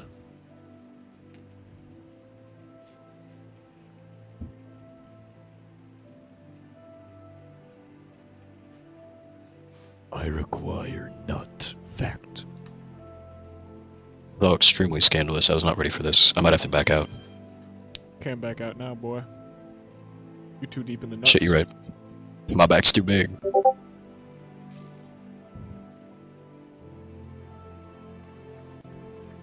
Clover, you didn't.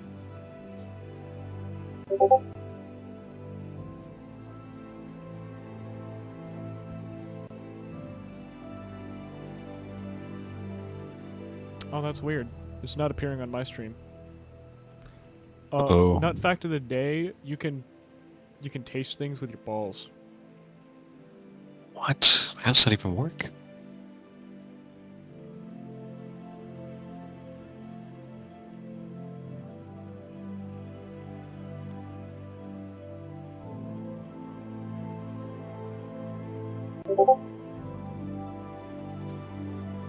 Well, your nut fact is you can taste with your balls. You ever dipped your balls? I'm into gonna the need to Burger see King some fries? facts. Or I'm gonna need to see some citations for this nut You clearly fact. haven't dipped your balls in the Burger King air fryer. Never, not once. That might be too greasy for me, actually. My balls might not be able to handle the flavor. Have you ever been to Flavor Town? I took your mom to Flavor Town. What the fuck does that even mean, Apollo? You cooked for my mom, thanks. No, I tasted her tongue with my balls.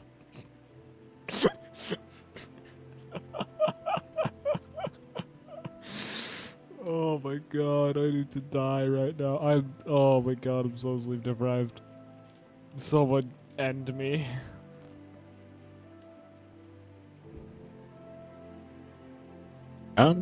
Is this cringe?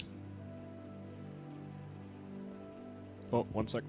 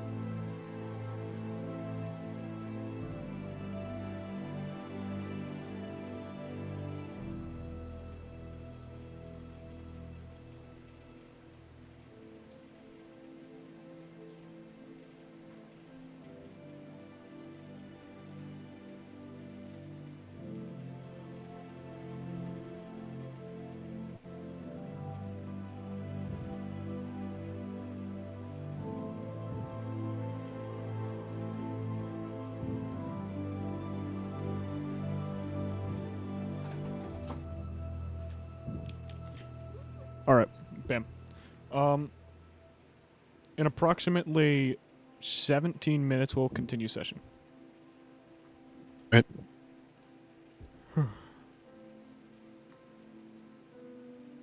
Also, Sawano Hikari? Or What? Hiroyuki. Sawano Hiroyuki? Fuck does that mean? It's the band you're listening to right now. Oh, yeah, you know how we were talking about Warframe a little while ago? Yeah. I have this ages-old Warframe roleplay that it's never quite died, but I've just put it on hiatus for like years at a time. It's been 2 years since, or like, normally it would be months at a time. It's been 2 years since the last time we ran it, so I've been thinking about bringing it back. Ooh. Yeah. Introduce me as a new frame, chat. I will say, who's watching right now? Is Clover still watching? Oh, we have 3 people watching now. Uh-oh. Wow, wow. I didn't say anything. Valid.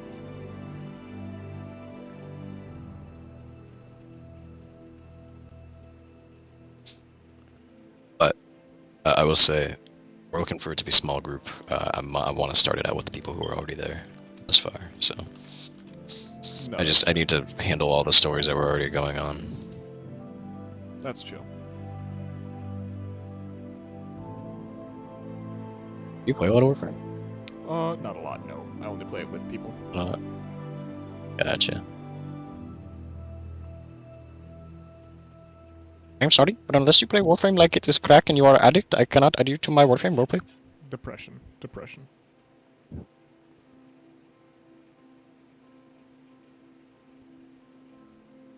Whoever you are watching this stream, message me on Discord because the YouTube chat is broken. What if this is really awkward and they're just not saying anything? You've just That would be commanded them to surprising. message you out of the blue. Oh wait, no, I fixed YouTube chat. Hooray! I fixed YouTube chat. What are we looking at? What are the comments? What is chat saying? Nut. You can taste things with your balls. Wieners, balls, mods, kick that guy. Shut up, idiot, idiot. I hear your Discord shit at least. Points and laughs. Oh my god. Your chat is so mean. You should uninstall the app. Chat just said wee wee. What? Who's the other goober watching this chat? Speak, I dare you. You cannot fathom what I will do to you once you speak. No, but I'm glad you're feeling good about the session so far, Jay. We're having a good time. It's like I said, it was gonna be gas, and look what I told you, happened. dog. I told you. And we haven't even gotten to the big part of the session yet. Oh, and all I have is 45 minutes left. Ooh, I'm excited. The fuck do you calling me a loser, bitch? I'm gonna date your boyfriend.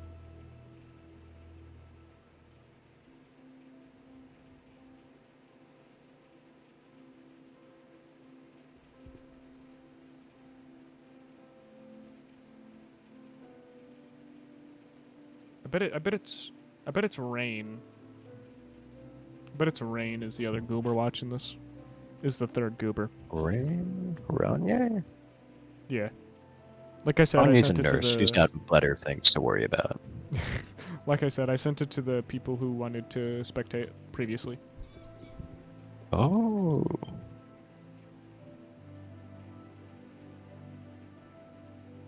Okay. Yeah. Yeah.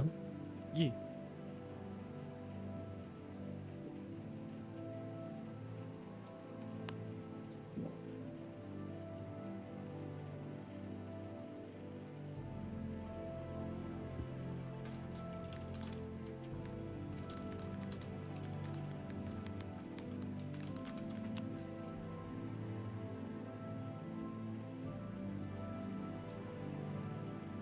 Counterpoint, I ask you out on a date. Chat. Am I becoming a big streamer? Does chat want to fuck me? Am I like Jay Schlatt now? How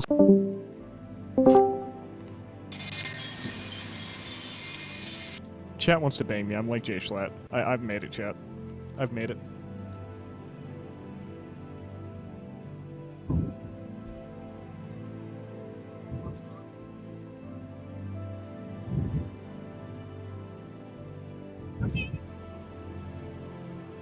Alright, I'm gonna go check on my food.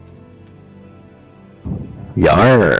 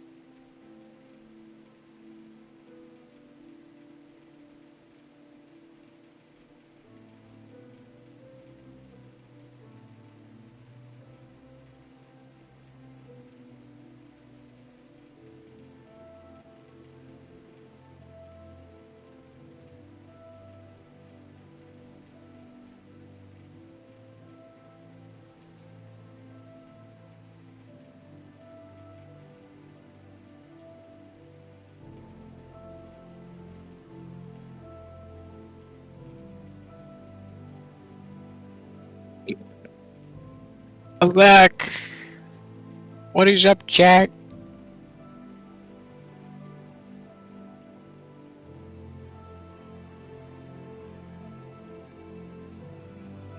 I'm meant to be entertaining right now. I feel like I'm bringing down the entertainment quality of the stream. I'm sorry, guys.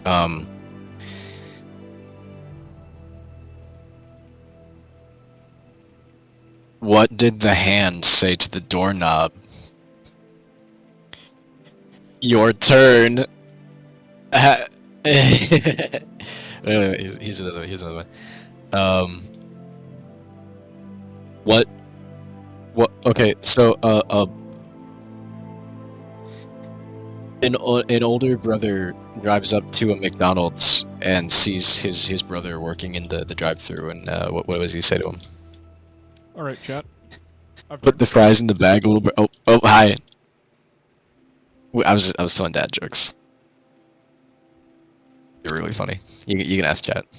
Chat, was it funny? Say something funny or I'll start throwing tomatoes, is what chat said.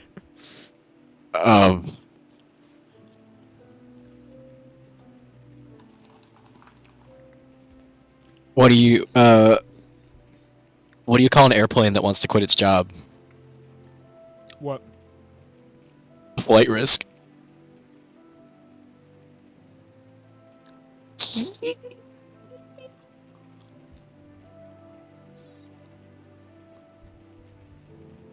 Yo, Mr. Beast just gave me a donation for 100,000. No way! Oh, chat said I'm throwing tomatoes at him. No, the tomatoes out of here. I'm allergic to tomatoes. I'm dying. Okay, fuck you. I am Guys, allergic to they're tomatoes. They're gonna start an analog horror about how I died to tomatoes. It's gonna be called the... What would be a good name? Oh, okay, I got one, Catch Walton up Files. with him in the afterlife. That sounds like a Duke Nukem line. Missing the condiments, pal? You better catch up. Duke Nukem Forever was a good game.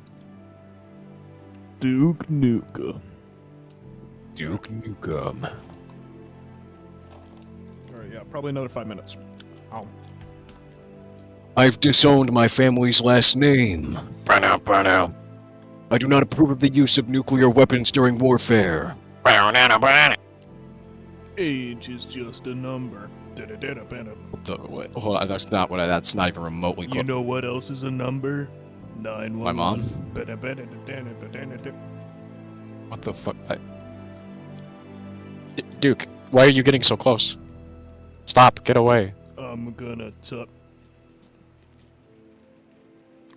I'm gonna fuck you. In the ass. I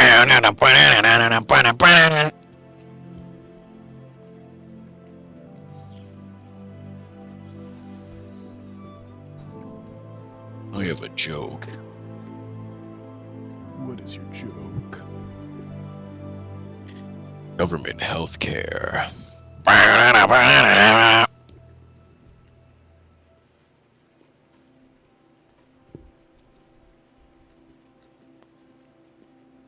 Wow, I can't believe Clover is my top fan. I should kill myself.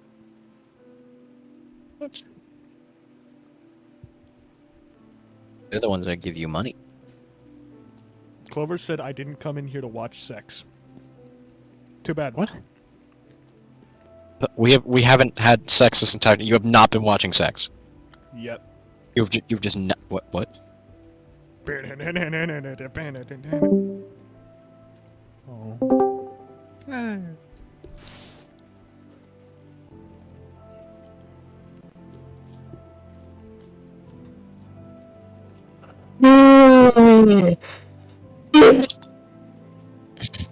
I agree. Do you feel any shame or remorse? No.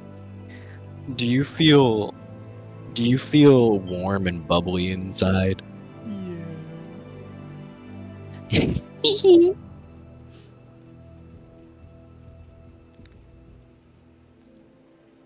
How many bodies did you leave behind in San Francisco? 17.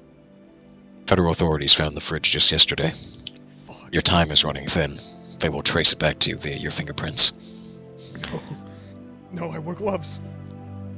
They were fingerless. Oh, I wore gloves. They were fingerless.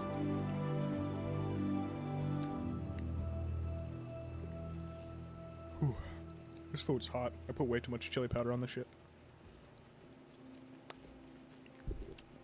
It's like a Thai girl's pussy. Oh. Oh.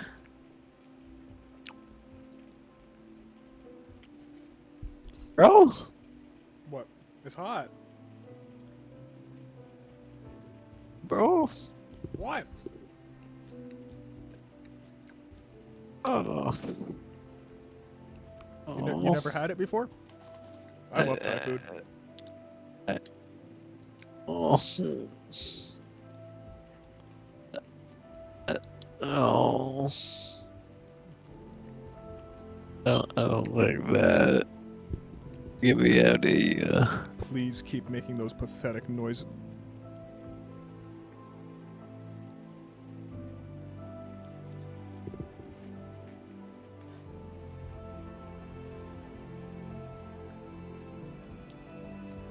I think chat's gonna call me gay.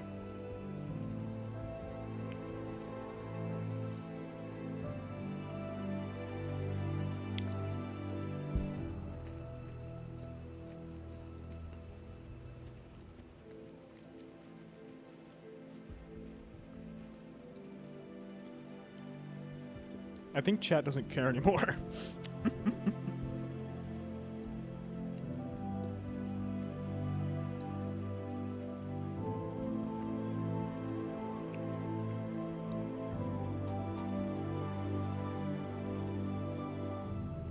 And I'm not having a good time.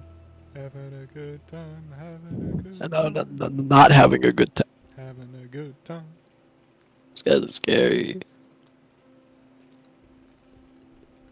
I'm a shooting star floating through the sky on a collision course to find the laws of gravity.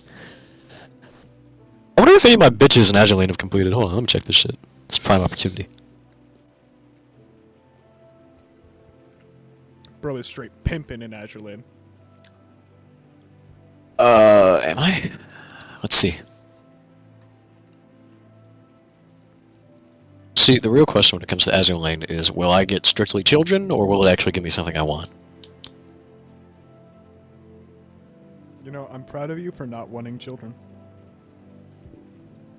You think I should end my bloodline? Perhaps. What a silly suggestion. As if the bloodline continues with you.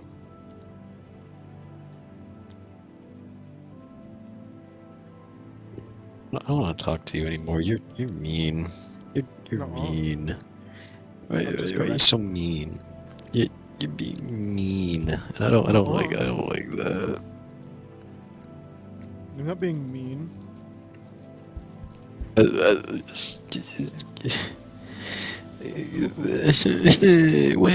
Wait. You're a poo-poo head. Wait. Wah? Waluigi. Clover said in chat, he wants bitches. Chat, what does that mean? I don't want bitches. I want nice, refined ladies that I can bring home to my mom. I don't want bitches. I want to be stepped on. What? What? Jade from Honkai?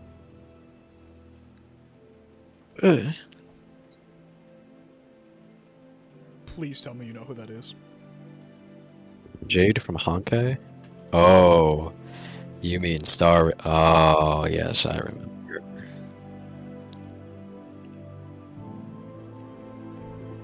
I remember her. My favorite five-star in the game. But the question is, do you have her? Yes. Well, then she can't be your favorite 5-star. I have... I feel bad. Everyone I knows feel your like- favorite 5-star has to be the one that you don't have, but always want. Okay, fine, my bad. He wants MILFs, Clover said. Yeah, I can get with that.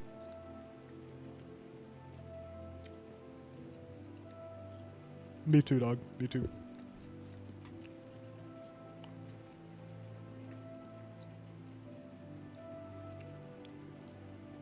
I like my women mature and of age, and have I ever told you I have a fetish for shooting pedophiles? Oh, that's so hot. Jay, would you wanna sometime go kill child diddlers with me?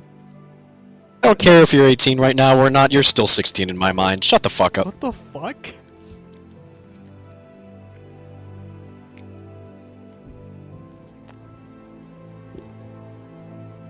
It doesn't have to be a date or anything. I just want to go kill some pedophiles. God. Maybe one of these days I'll get lucky and be able to kill you. W- Chat, do you want to go on a date with me to go kill some pedophiles? Fuck. Oh, she stopped. Reminds me, watching this that reminds me of a Ninja Sex Party song. It's the one where Danny Sexbang takes the girl out on a date and they just fucking kill people and steal cars. Oh, that sounds hot. I want to do that. Let's kill 5 guys tonight. Felonies don't matter when you're on a sex date night.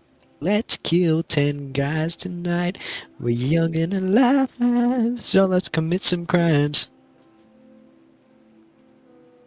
Alright, we'll go get water and we can start this up again. I'm gonna go do X before we continue this fucking session, bro. We're gonna finish this and I have to go to bed. You bootlicker. Did you just call me a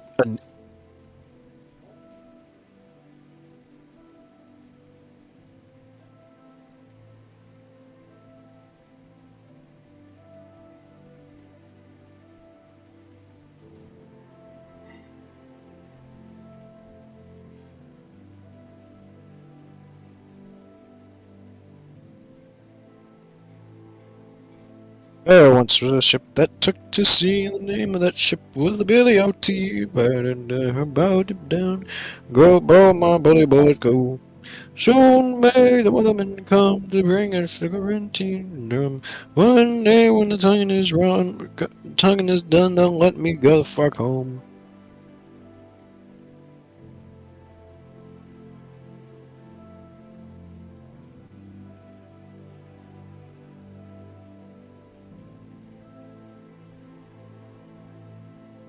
Wait, she's cute.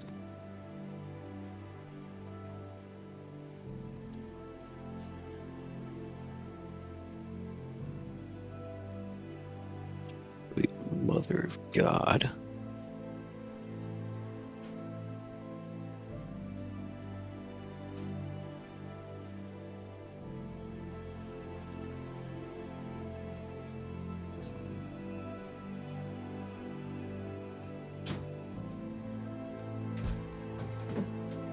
Alright, JDs. Let's get this show on the railroad.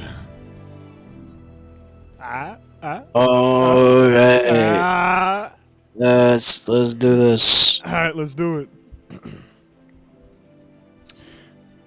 James, you would sit in silence for a few minutes with your new compatriot, simply the only sound being the chewing of the meat in your mouth, accompanied by the rails being ridden. The nearby area was, well, blackish and obsidian-like in texture, before it would fade off into this more brownish, sort of lighter color of gem. It wasn't see-through, and it was a little bit cloudy on the inside, almost like a pearl. As eventually, your compatriot would speak up. Lad, I think we're about to get some company. What do you mean? It looks like it's opening up ahead. He says as he looks toward the light.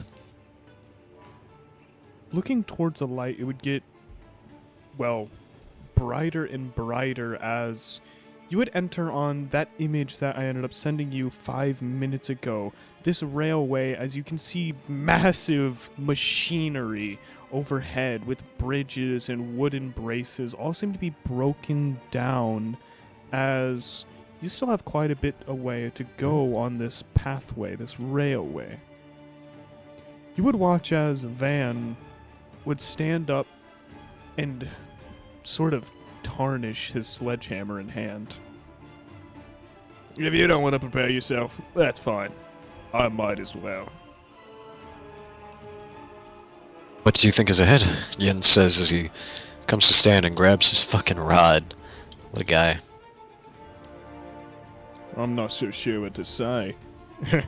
It's just something, something just smells off, if you know what I mean.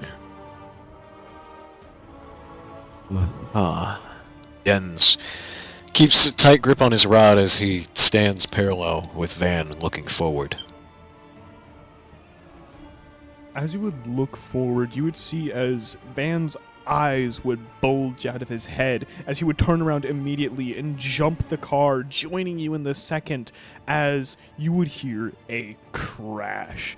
Entering the first car and landing on some of the seats, crushing them and flattening them. You would notice this massive crystalline geode beast.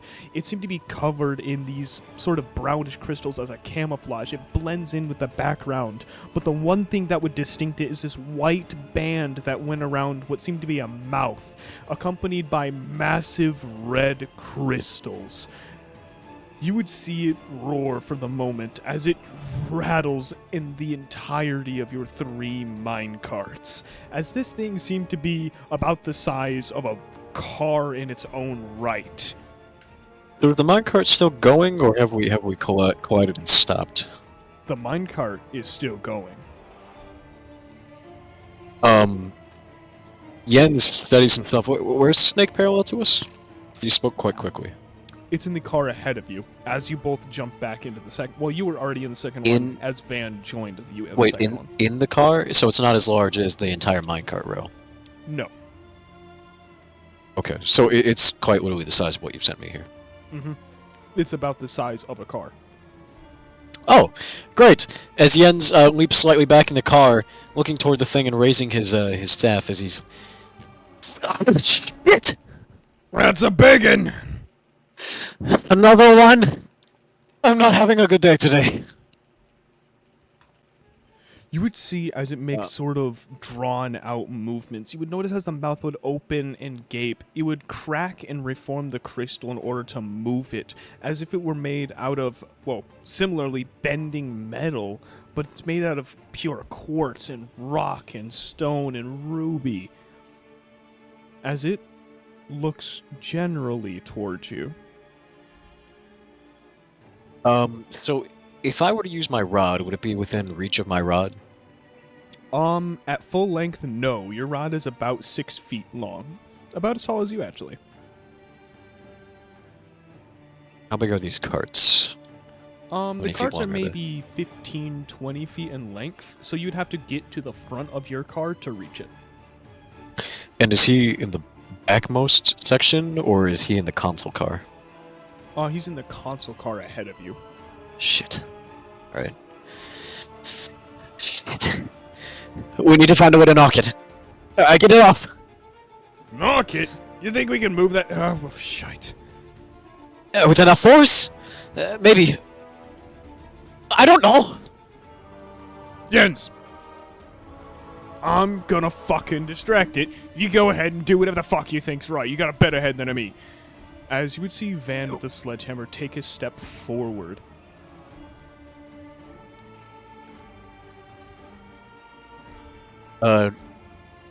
Jens is paused for a moment as he's stun locked for the second. He's looking at the man, watching what he does. Taking the few steps forward, you notice as the crystalline beast would react to his footsteps, angling its head at each individual pat as he would get to the front of the car, reaching up his sledgehammer in both hands as getting on top of the car, he would leap over, only for the beast to suddenly react, its head turning sharply to the left as he would reach up his sledgehammer, bottoming its jaw as it would close for just a moment. You would see shrapnel of the rock and the quartz go around as you have an opening.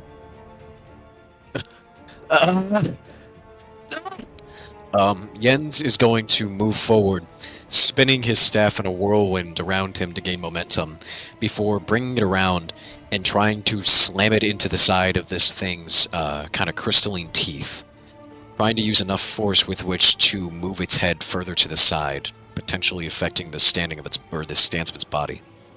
Now, Jens! As he would yell, go ahead and roll me a musculature check. All right. I will give you a bonus of plus 15 because it was blindsided by you. Check musculature. All right. You'll give me a bonus of what? 15. Oh, Christ. 1d100 plus 15. What are we looking at? 61. 61. As the steel rod would bash against the inside of its teeth, you would end up roofing it in the mouth instead of your original position, sort of hooking into its its top jaw as you would begin to push against it, feeling resistance as you crack a few of its crystalline teeth. Van! Shove my rod! Hold the wall as long as you can! You would see Van, with the sledgehammer on the ground almost, take it up in a bottom left position as he would slam it into the side of the beast again. You would see fragments fly across the railway as As he you does this, Jens exit tries the to mine. use the hook that he has in the rock to pull the thing further toward the side of the minecart wall, hugging his rod to the side the way Van strikes the beast. Hugging it to the side at the same time it strikes the beast. You would take a few more of the quartz crystals in its jaw as it doesn't go out of the minecart, but its head is angled away from you. You notice that its sort of shilling armor has a fleshy, not exactly fleshy, but a sort of brittle-looking underside to the scales. As the sledgehammer bashes into the side, you hear the echo. As you exit the mine area, you got maybe about 20 seconds before you crash fucking land into the minecart ways. Again! Give it another go!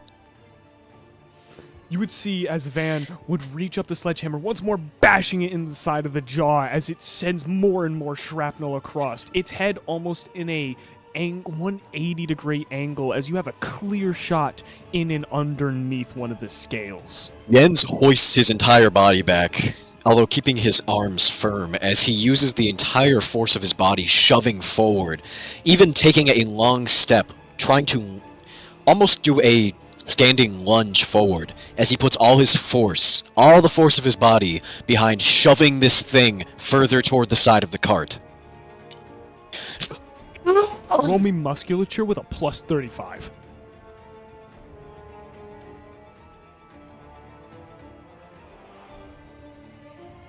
As you would go ahead Is and a make 93. As you would make this large action, what you would do, as you would step up onto the cart you were residing in, pushing off of it mid-air, as we see a flash of one of the torches go by your head, your shadow envelops a nearby area, as the pole would swiftly go in between the scales of the beast, shoving in and breaking in like a sledgehammer through a wall. As you would dive your way inward, you would feel it pushing against the one nearby area, and skimming your hair once more, you see Van's sledgehammer as the beast goes out with your combined efforts. You feel your strength, you feel your muscles ache for the moment until they release themselves. The beast going on the side of the minecart as you feel part of its head chip off under your steel rod. You take it off as it feels the resistance of its wind. Your rod basically wedges in between its neck and breaks off part of its jaw. You feel it stumble behind the minecart a couple of times as now you have only a few seconds to stop the cart. Van isn't holding on ceremony, but he still has the staff, right? He's going to save time as Van sees him plant the staff, rise himself onto the wall, or the frontal wall of the cart, and do a lunging leap forward into the first cart with his staff, doing a bit of a twirl midair to keep his speed straight, not go too far or too slow. You would do so. Go ahead and roll me a maneuverability check. You are still in a minecart going about 25 miles an hour. Yes. I'll roll you a what? Maneuverability. Perfect. 1d100 plus 4. Here's hoping. That is a You do 52. so with quite a bit of effort. As you would land into the first cart, you would see Van reeling with the sledgehammer, readying it back in his hands. Prepare yourself! Get ready to jump, he says, not quite understanding what he means for prepare yourself as he jams his fist into the button that previously hit the brake line. As you would hit the brake line, you would see as Van would slam the sledgehammer into the front of the cart, sort of bashing it backwards as you flip in the cart, landing and rolling a couple of times into what seems to be dirt as you hit the back of your head on this sort of softer, not exactly soft wood, much softer than the floor though. You land on one of the massive pulley machines as Van goes flying much further, his back going into the ladder of the nearby place as he skirts across it and hits his head harsh against the stone. Jens jolts to his feet as he starts going to run over. Van! Jens skirts to his knee, sliding along the floor slightly as he drops to it, looking over Van. Are you okay? God! Your head. He lifts the man's head slightly, checking for injuries on the back of the head. You see a bit of a blunt wound as part of his hair is pulled out. You see a bit of blood staining the otherwise blue hair. It's not big, Is it a flesh but wound? it's a bludgeon. Alright. Can you think? Are you, speak to me! Fuck you.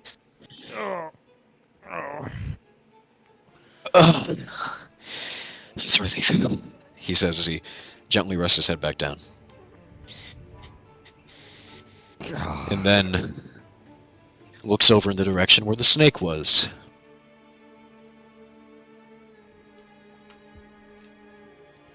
The snake is in pieces, ran over by the third minecart as it flipped, as you can see it sort of squirming in place like a worm cut in half. Stay here, he says as he, breathing heavily, a look of determination, hateful on his face. He sets down his staff and trades it instead for the sledgehammer as he begins dragging it over toward the snake. Yeah. What the hell are you doing?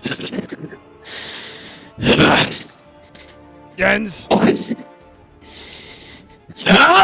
Jens raises the sledgehammer and goes to bring it down into the mouth again of the snake while it's still moving. Jens! As you bring down the sledgehammer, I'm not going to have you roll because this is just the weight of gravity. As it comes up and down, you would smash clean through the quartz crystals as it separates into 3 solid pieces on the ground, otherwise fragmenting with a bit of dust. As your sledgehammer hits into the stone below, cracking it, you feel the vibration run up your arms as it is uncomfortable. Jens lets go of the sledgehammer and stumbles back twice. You're still moving. Jesus, kid. Jens stumbles back once more before dropping to his knee. Can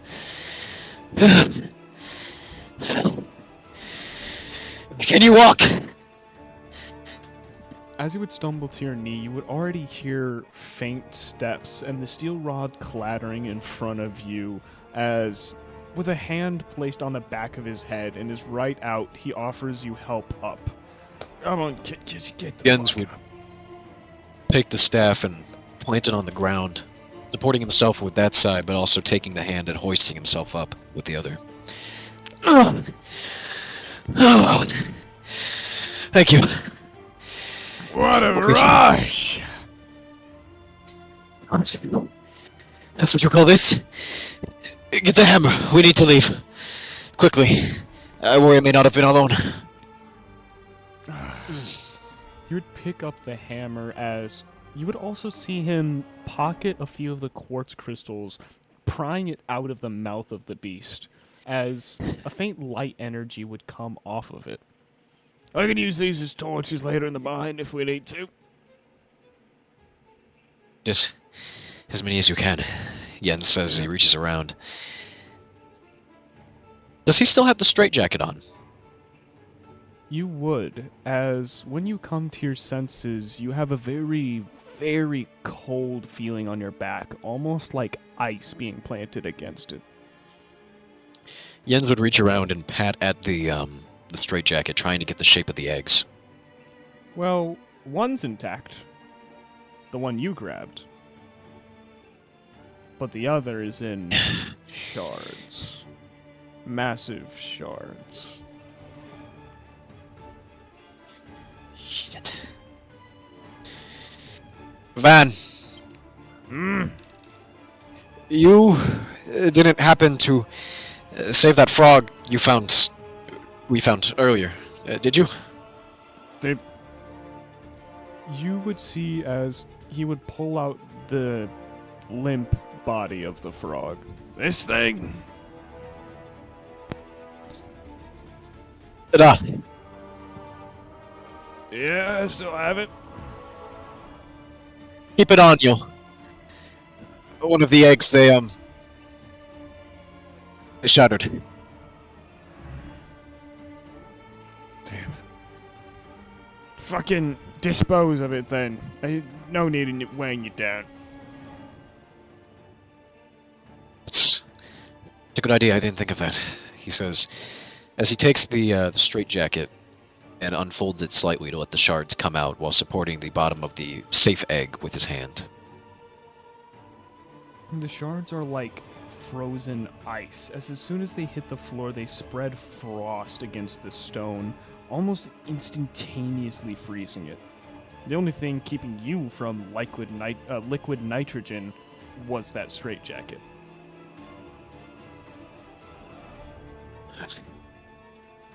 Jens would look down at this and close up the straitjacket again, this time making it even more secure by adding the unused padding from the bottom half to the upper half surrounding the first unharmed egg.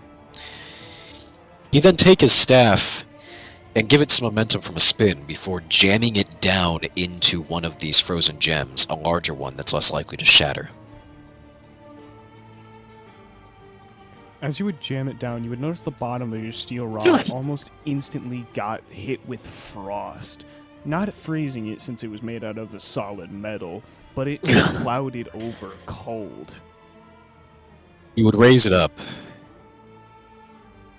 Is it attached? It's a little bit attached. Jens would hover it over the other gems to see if he can get it to freeze on. It's like you're picking up trash with one of those pikes as you slam one into the other, into the other, into the Not other. slamming, he's just hovering them around to try and get the effect. Oh, hovering them around, sorry. As you would hover them around, yes, it would spread that frost, but you're going to need some contact in order to connect them. Let's get some contact up in here. Like you'd be picking up trash with one of those pikes. Actually, I'm just hovering it around now that I think about it. No. I'm banning you. All right. As it would You can't clash ban me. into one Wait, yes, you can. another, it would sort of immediately freeze, adding a whole 1.5 feet on your rod as you now had a scarcely cold steel rod. He would raise it and look at Van before showing it off with his left hand. Ah? I want me one of those. There's still a few left. You would see as Van would begin to walk over with a slight limp in his left leg. Not much, though, as he quickly hides it. He would sort of kick the gems under the minecart wheel as he would manually push it over the rail, crushing it into finer pieces as he would stick the sledgehammer in it, almost like a mold. You see flakes spread across the head of the sledgehammer as it's coated in ice now. Now this is an arsenal. That's fucking great. Head on your shoulders. As with his free arm, he would wrap it around your neck and begin to noogie you. Thank you. Good fucking lad there. Jens would kind of grin at this, seemingly kind of having a little brotherly fun with it.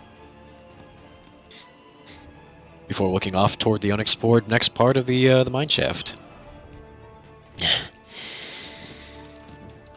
Or when you say we went outside, is there no more mine shafts, or are we in like a passing area of outside?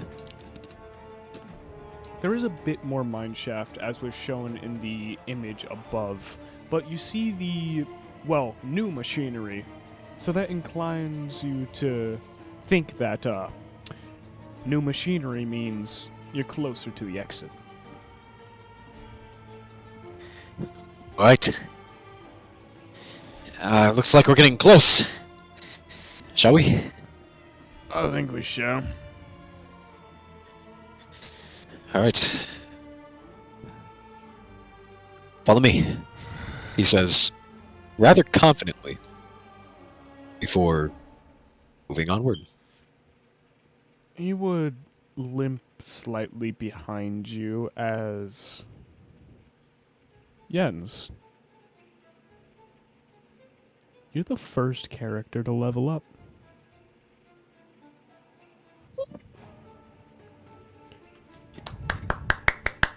Alright, what do we got for a level up? I'll just apply this right now while we're here. What you get for a level up is...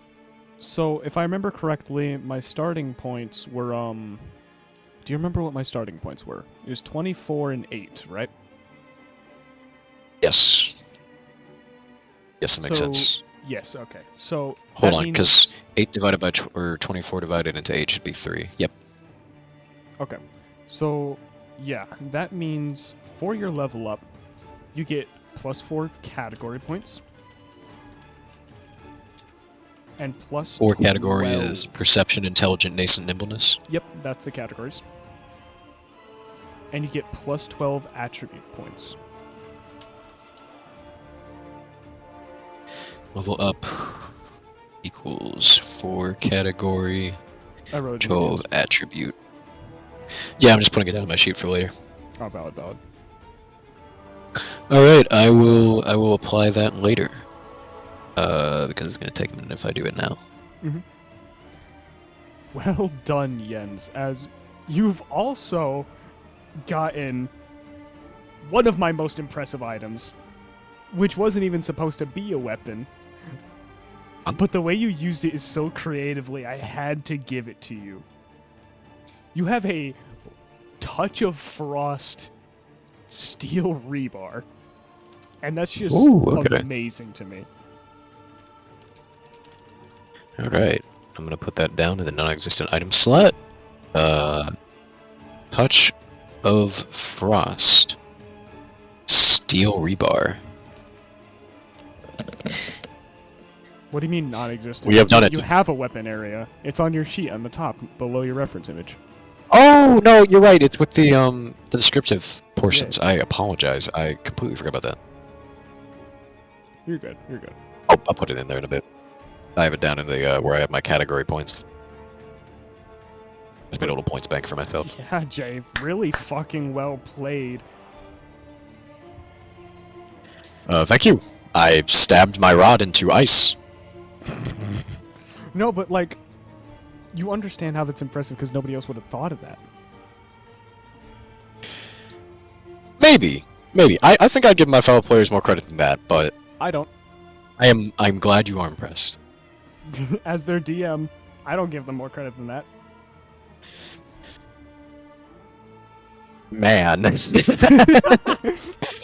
Sitting on plane, man. Alright, shall we continue? We shall. As We shall.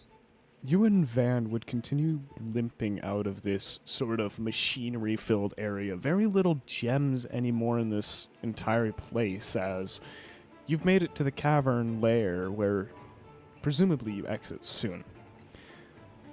In these coming minutes, not a whole lot would interrupt you as you just follow this minecart track. It's sort of rusted, but it's still mostly usable. It's a little bit older, but seems As they not walk, boring. Jens would perk up after a bit. He's had this look of satisfaction on his face for a while now. Not a cocky satisfaction, but a determined satisfaction.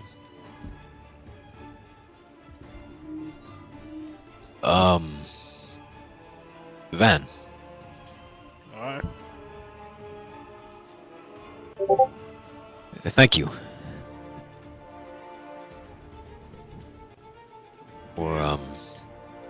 What? For everything. I don't know if I would have been able to make it out of here on my own.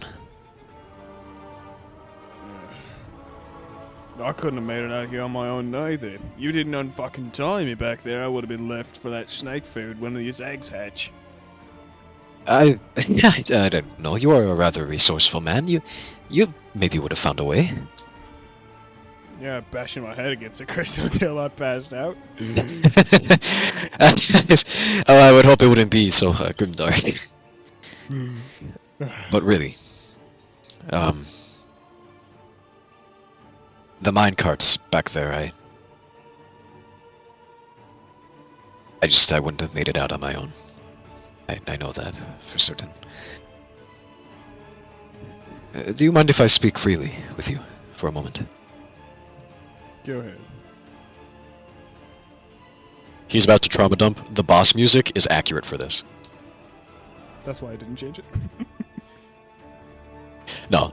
Can we get something a little bit more somber? Yeah. Give me but a Sorry, moment. I don't want to turn down your music, but I just I need to get my vibe on. You know what I'm Same saying? old phone. No, Music no, isn't getting the vibe, Upgrade then to I the new stumble. Galaxy Z Fold 7. yeah, just give me. I looked a lot different. Give me a little bit.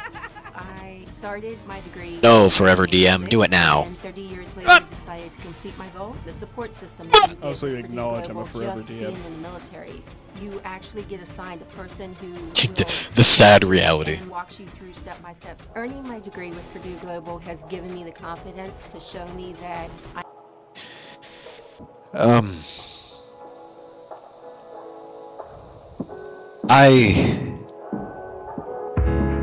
It's about this Hunter project.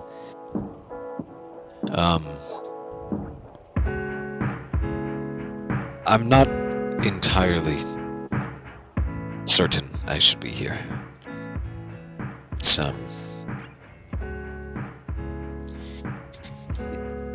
I walked into it rather...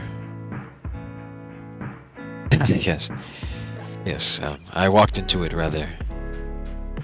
I suppose... hopefully. And it's turned out to be... maybe a bit more than I was expecting.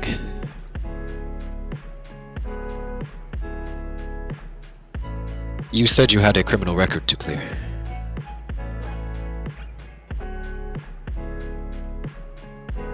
True. What do you mean, is it true? I suppose reaching for my point.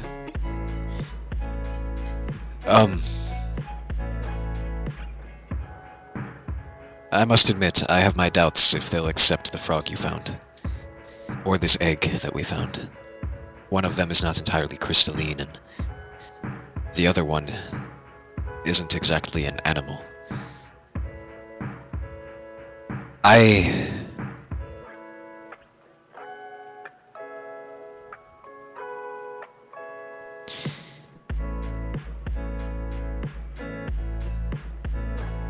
feel as if...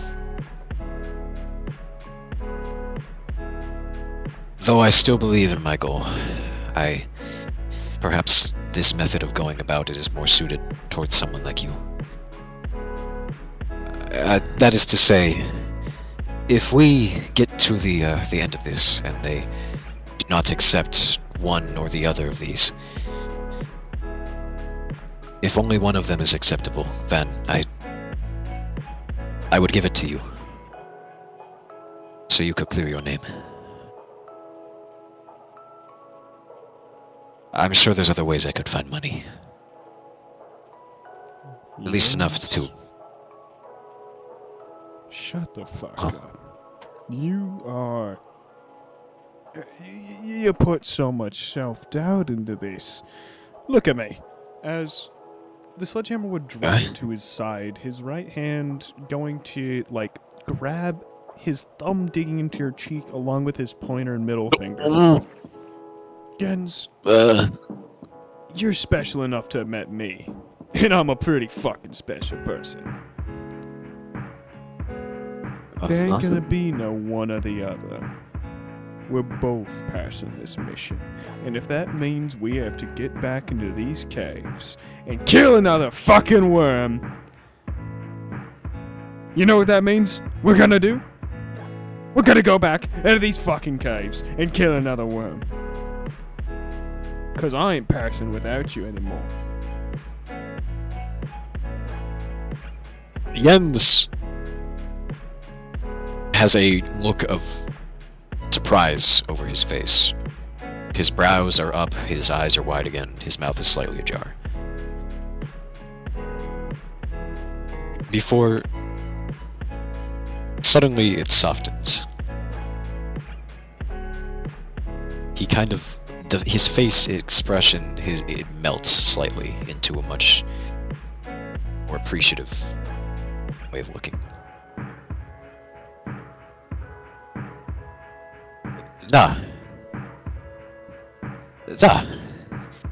We did it once. We could do it again. Damn right. We'll go back and we'll take on 5, 10 more if they need. Okay, We could do it together. I don't know about 10 of them, but... However many they need to pass, like you said. He says as he reaches up and grabs the man's forearm while it's still clinging onto his face, enthusiastically. He shakes it a bit. Together, like with the worm. Together, like with the worm.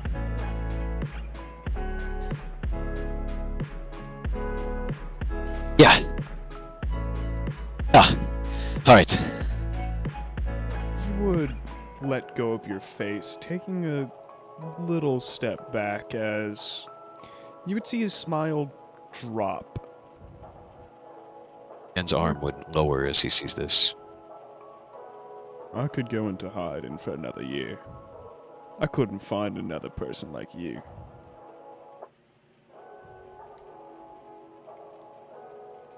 Oh?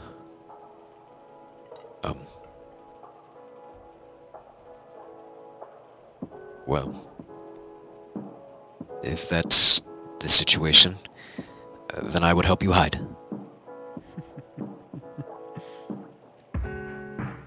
Too bad it fucking ain't the situation, because we're making it out of here, baby! Yeah. Quickly, hopefully. He says as he takes a step back before waving him on. Let's get out of here. Together. Damn right. As he'd begin to follow you. And Jens, now leading with a much more confident stride, not one of a false implication. Rather, not one of a false command, but rather a genuine confidence, continues forward down the pathway. It would take maybe 10 minutes of you two walking as this conversation occurred. What would end up happening is reaching near the apex of this area, you would eventually be blinded by this solar light, the sunrise, as you make it to the end of this tunnel. You see the faint outlines of trees. As it opens up into a larger expanse, you can see other contestants. Here we are. Breathe the air, Van. It's a good day. Smells not like fucking rich people, that's for sure. It's funny. I forgot the smell for some time there. It's good to be back out of that cave. It looks like everyone's gathering down below. I suppose we should go see if we need to go cave diving again. He looks over to him with a grin. Once more, the arm would wrap around your head, and he would noogie you again, looking down as... Come on then, let's go check.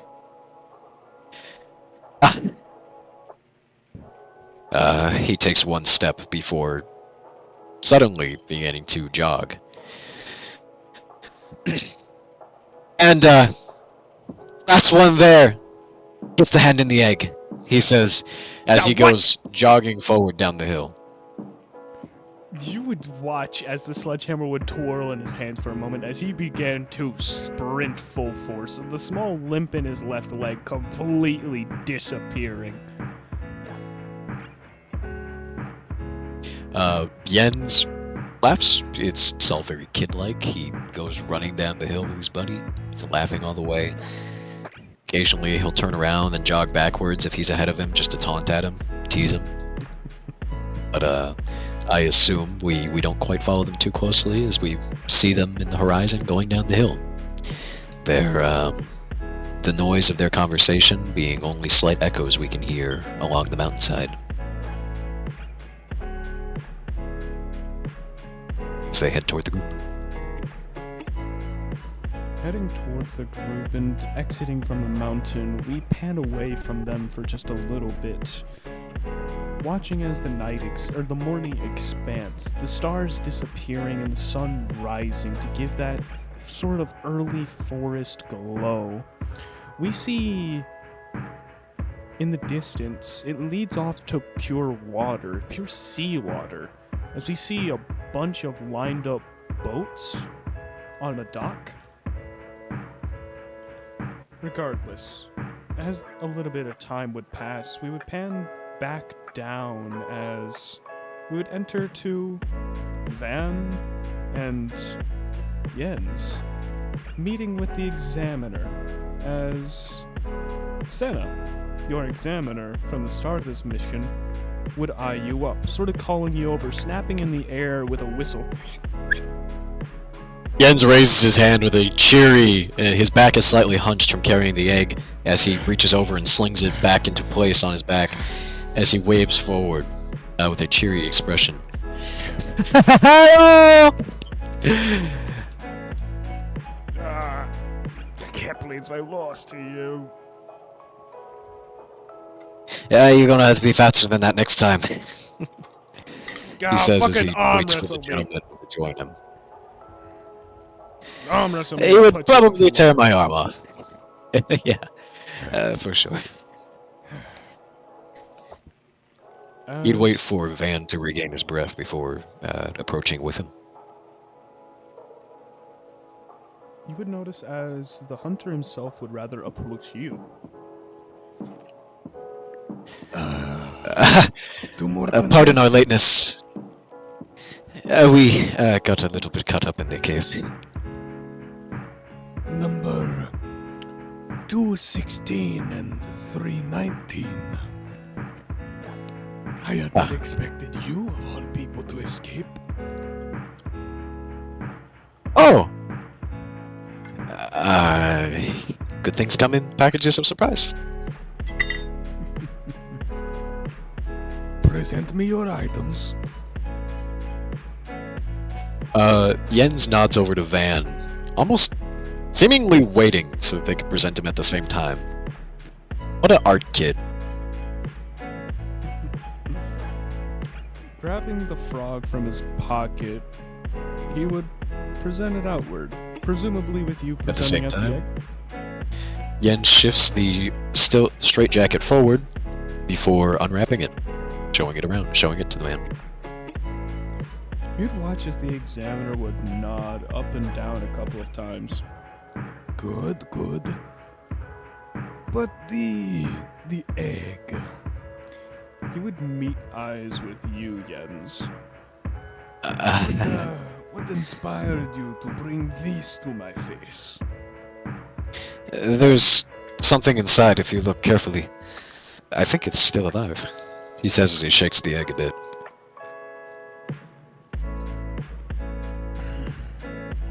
You would see him with his bare finger poke at the egg as a bit of frost would come off of it.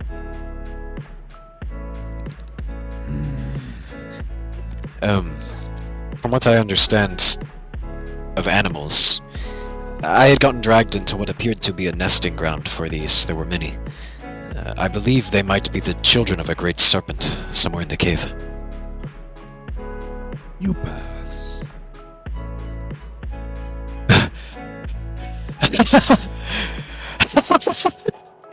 His face lights up from what had been a kind of casual expression as he explained, as he holds the egg up and then brings it downward toward the center. Oh, yes! Yes! You would see as the egg would fall out of your hands while while the man on your left, Van, would pick you up by the waist and hoist you into the air. Yes, brother! You have to say that again. My mic fucking died out for a sec. Yes, brother! Jens, I don't want to scream right now. Somebody's trying to slip in my house, but Jens yells out laughing. He goes like, yes, yes, twice more. And celebrates.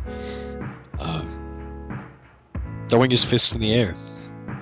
You would see as the examiner would take the carcass of the gemmy frog, ripping off its legs and ripping off its arms, as would put it on his own wrist, using the arms and legs to tie it off like a bracelet.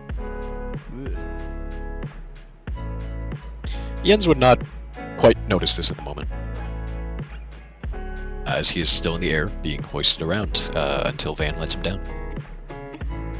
We will go all the way to the end, brother.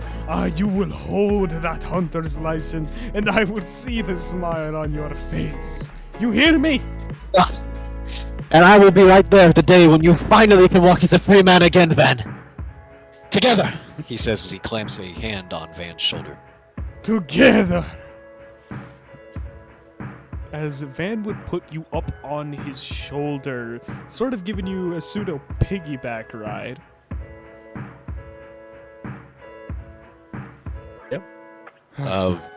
Van laughs. He appears joyous in the moment. He is blissful. Not Van, Jens. I was about to say. But you do get the same response from Van. He's laughing alongside you. He's smiling again. As the laughter A good fades day. a little bit, as, well, we zoom out and instead head back into the mountain, where our other contestants still lie.